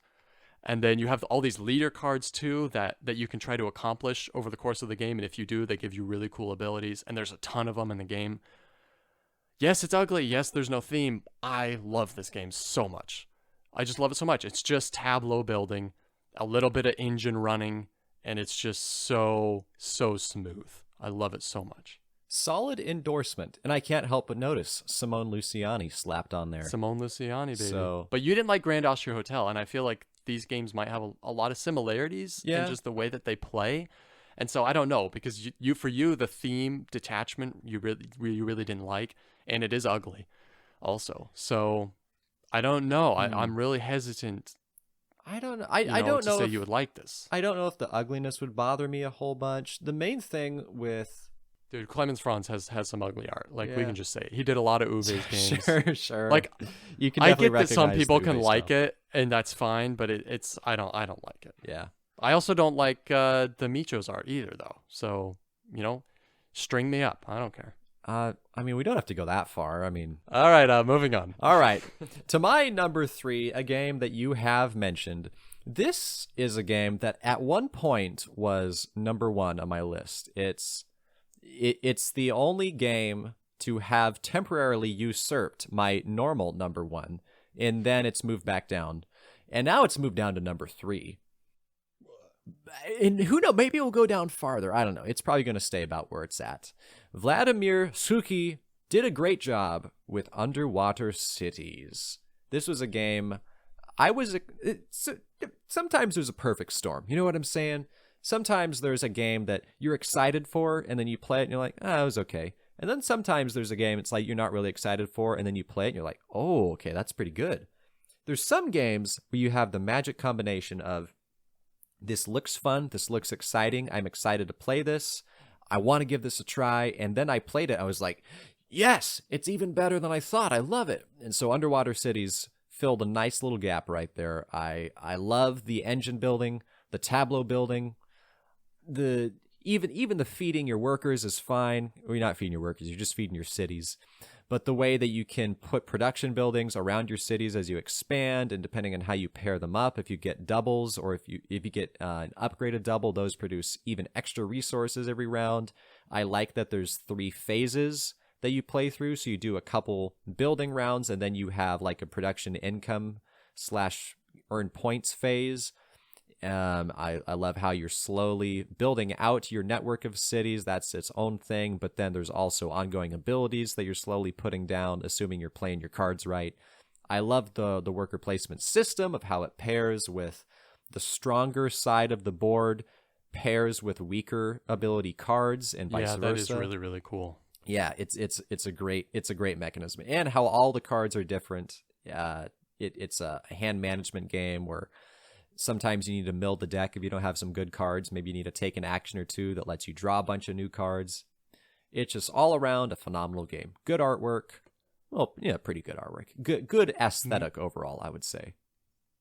Yeah. So this is one of 2 games that halfway, not specifically halfway, but partway into playing it for the very first time, I was like, oh yeah, I need to buy this. Yeah. Yeah. I remember that specifically, playing it for the first time with you. Partway into the game, I was like, oh, this is good. This is good.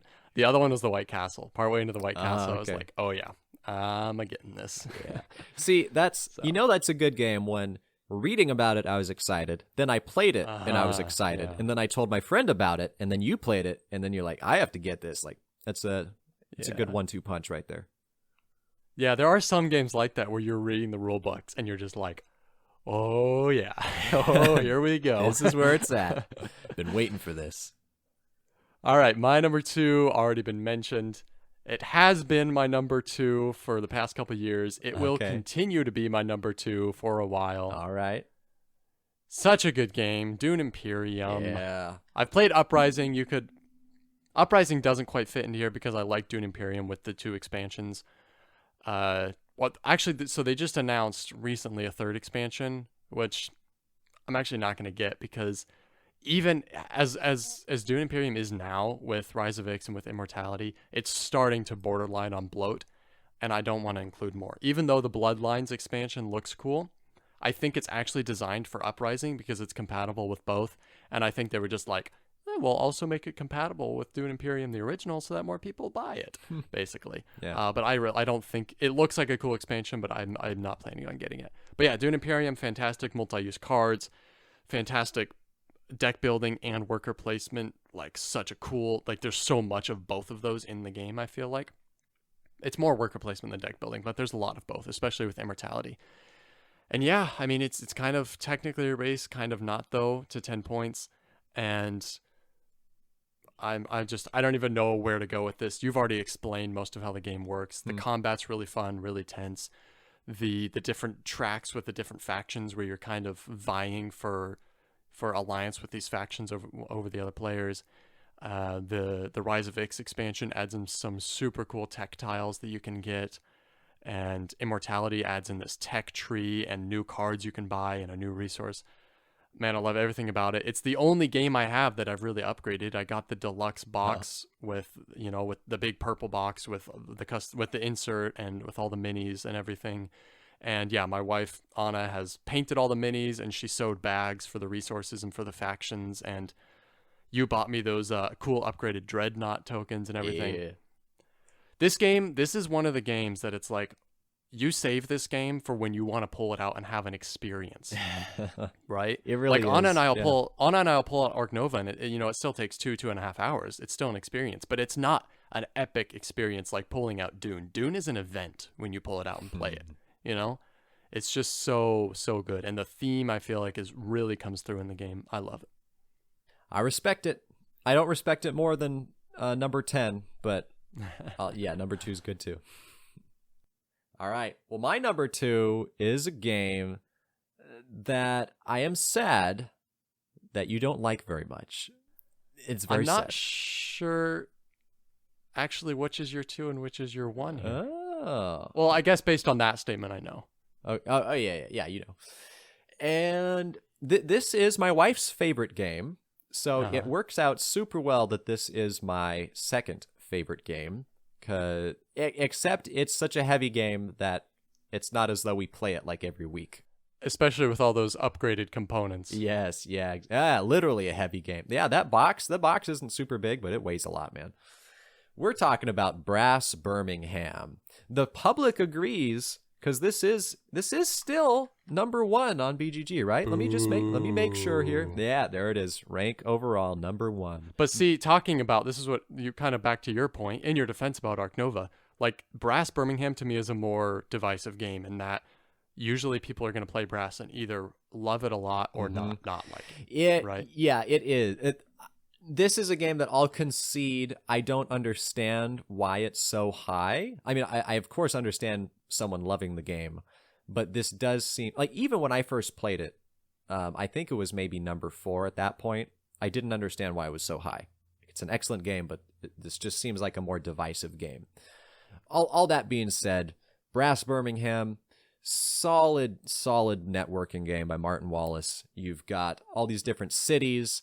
You are not only connecting them in order to expand your little network and be able to build things different places.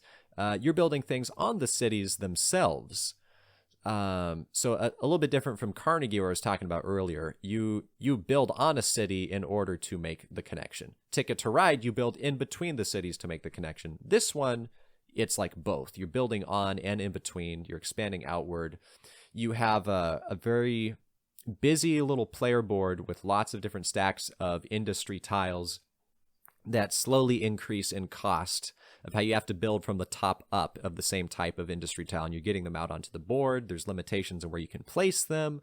There's limitations on resources. You can take loans in this game, of how there's an income where, like, every round you gain an income, but you can potentially early in the game get a negative income, because to take a loan, you just move your income marker back a few spaces, but then you get a bunch of money out of it. Yeah, it's incredible. This first entered my list back in 2021 as rank 17. and then after like a couple of plays, shot up to number 4, and now it's my number 2. I don't think this will probably ever replace my number 1. But you almost said it. Yeah, no, I can't do Not that. like it's a surprise. No, I know. But it is a game I love. I have indeed upgraded it. It's good. So this, I think the stuff happening on the main board in this is really pretty solid. I like it a lot. The networking is fun. It's kind of stressful, but there's the thing with the resources on the board and how you can use the resources and the economy aspect and the networking is all really cool. The reason I don't really like this game very much, and it took me, a couple plays to learn this, but the reason I don't like it so much is because if anxiety had a physical form for me, it would be the player board in this game. Like, that puzzle there is way too stressful. It's tough. Like, it is tough. It's so stressful to the point that I feel like everything I do when I'm taking buildings off is wrong. I always feel like I'm making the wrong decision, and that's just, I'd have to play the game a lot more to be comfortable with that, and it's just so stressful. I just can't do it. So I didn't realize you played this more than once. Have you been playing this recently? No.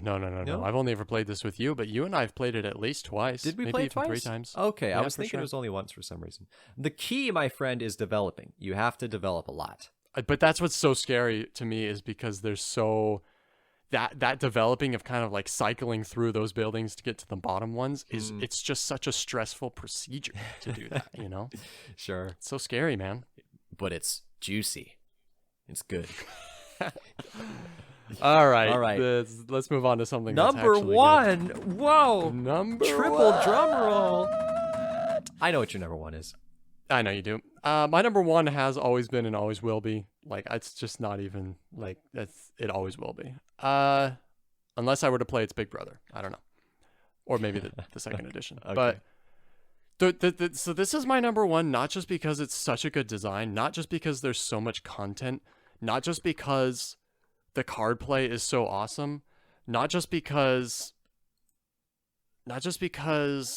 everything about it is incredible, not just because it's kind of a legacy game, not just because there's so many boxes in it that have cool stuff that you can unlock, but because the experiences you have playing this game are so amazing. The stories you walk away from playing this game are so cool. Even with the little cards where you're like, what do we do in this situation? Let's all decide. Oh, what? Why did we do that? No, this guy did that to us. What?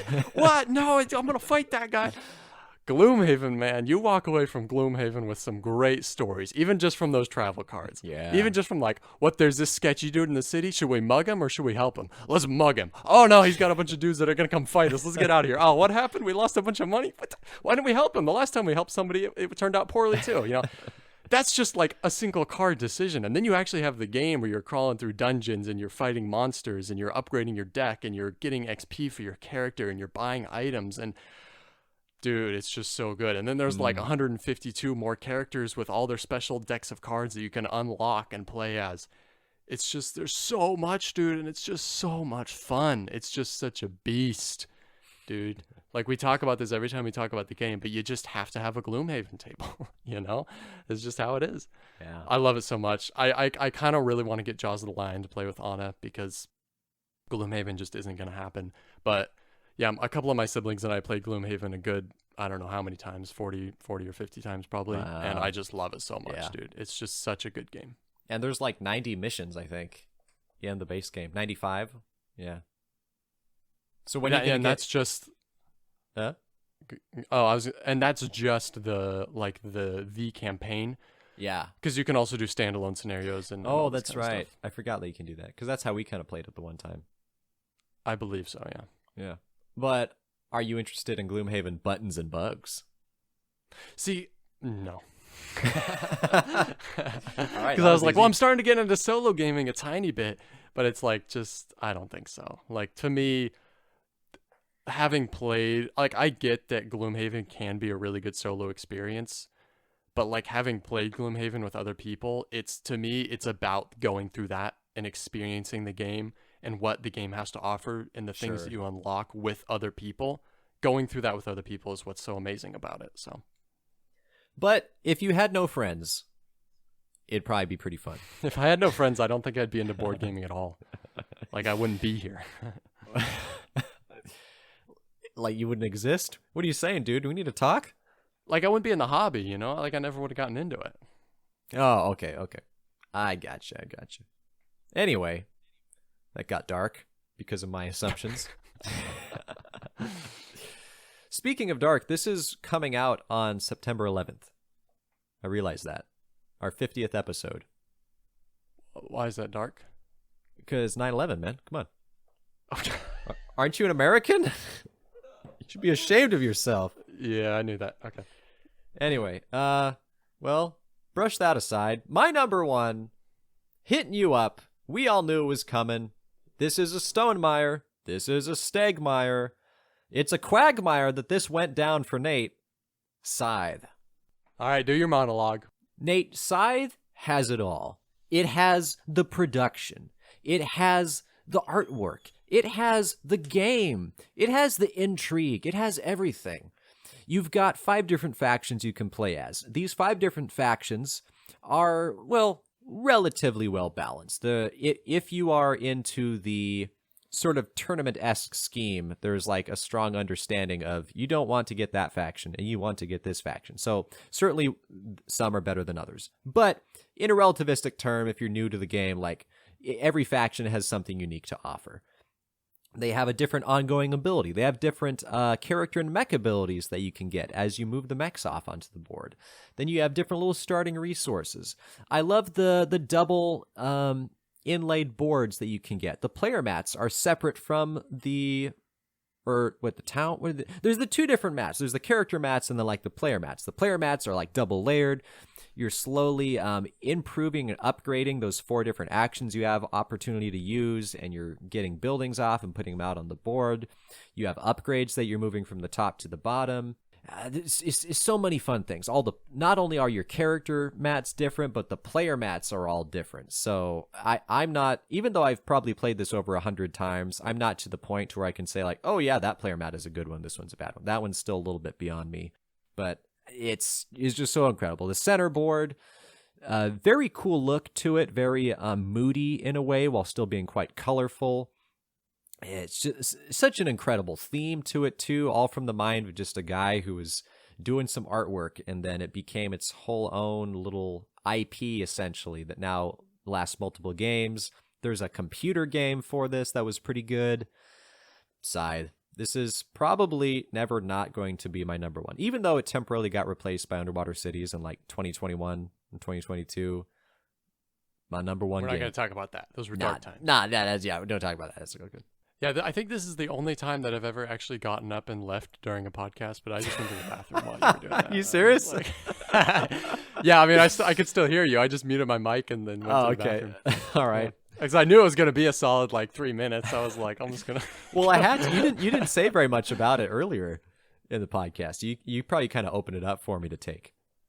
In general, I tried to be kind of brief with explanations because, I mean, I didn't think this was going to be a 3-hour podcast, but I knew it was going to be long. Yeah. Well, it's a great game, man. It's a great game. Yep.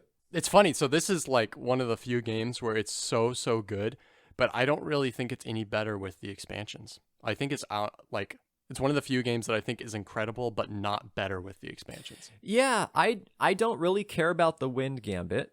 The character expansions are fun because you get new player mats and new characters to play with. Right. And but that's not changing the game necessarily. Sure, yeah, not necessarily. Rise of Fenris was fun to play through back when we did that. Mm-hmm. Although... Yeah, no, actually, so Rise of Fenris was a lot of fun, but all you get out of that is 2 new factions. You get the experience, which is fun. Sure. Well, you also get the... what are they called? They're like the mech abilities that you can like draft. So you can randomize, yeah. Yeah, you can randomize and cover up. And I thought there was like something else that you could kind of randomize. Yeah. Well, that's borderline spoiler content because that's kind of a... Oh, whoops. Yeah, it's fine. It's been out for a long time. So crossover wise, yeah, that was by my count that was 12. I also had 12. So you guessed 13, right I guessed 11. So okay, that's pretty good. Pretty good balance. So that being said, there's one game that used to be really high on my list, and it's fallen out of my top 25. Do you know what it is? That used to be high and fell out. I don't know where it was. It was probably in like your top 15. Oh, is it Champions? Champions dropped to 26. Oh, that's so sad. And that's basically just because I think I've played it twice this year, and both times it just kind of fell flat a little bit. You know, even with the expansions, it felt too long.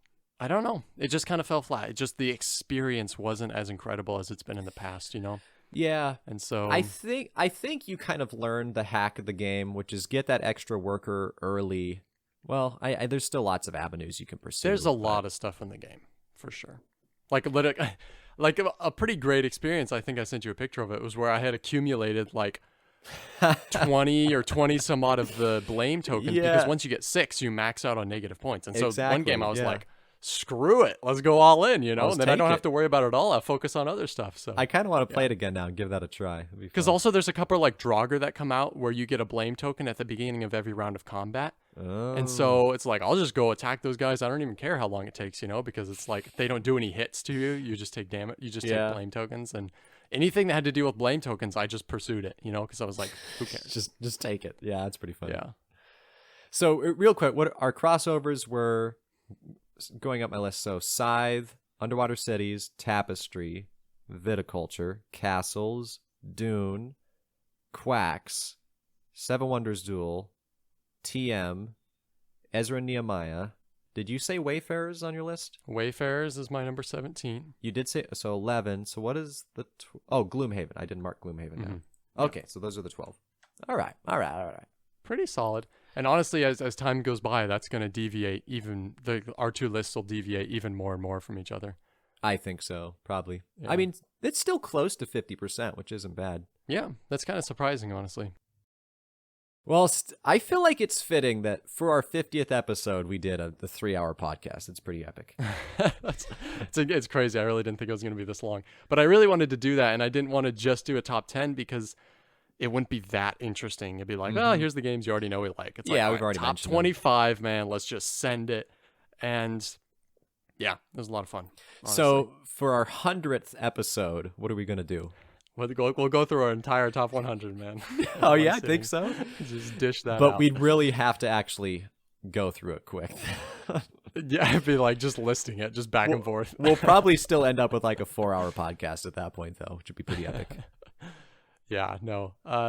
This was a lot of fun. It was just fun to talk about games that we love again for once, you know? Yeah. And there are some of these games that we will still be playing 30, 40, 50 years from now. Oh, yeah. And that's just kind of really cool, I feel like. I had like a nice warm giddy feeling in my heart. Like the closer we got up through the top 10, as I started listing a few of them, I'm like, this just feels good.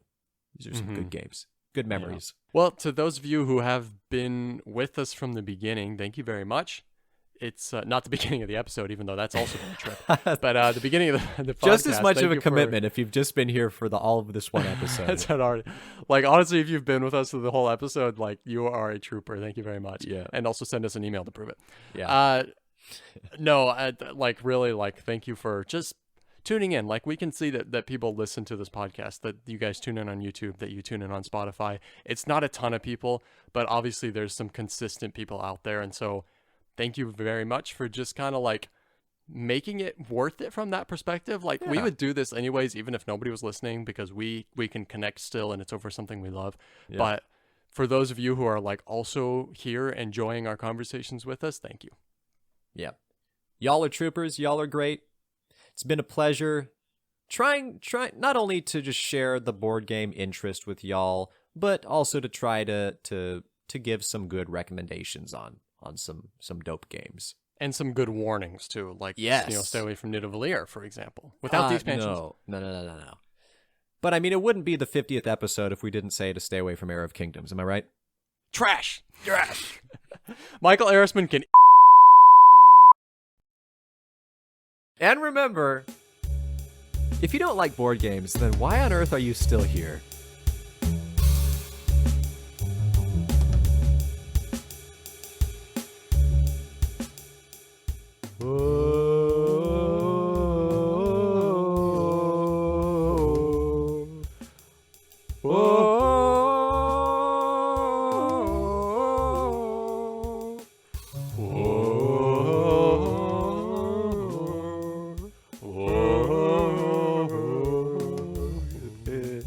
I forgot that we're not in sync. So that's terrible.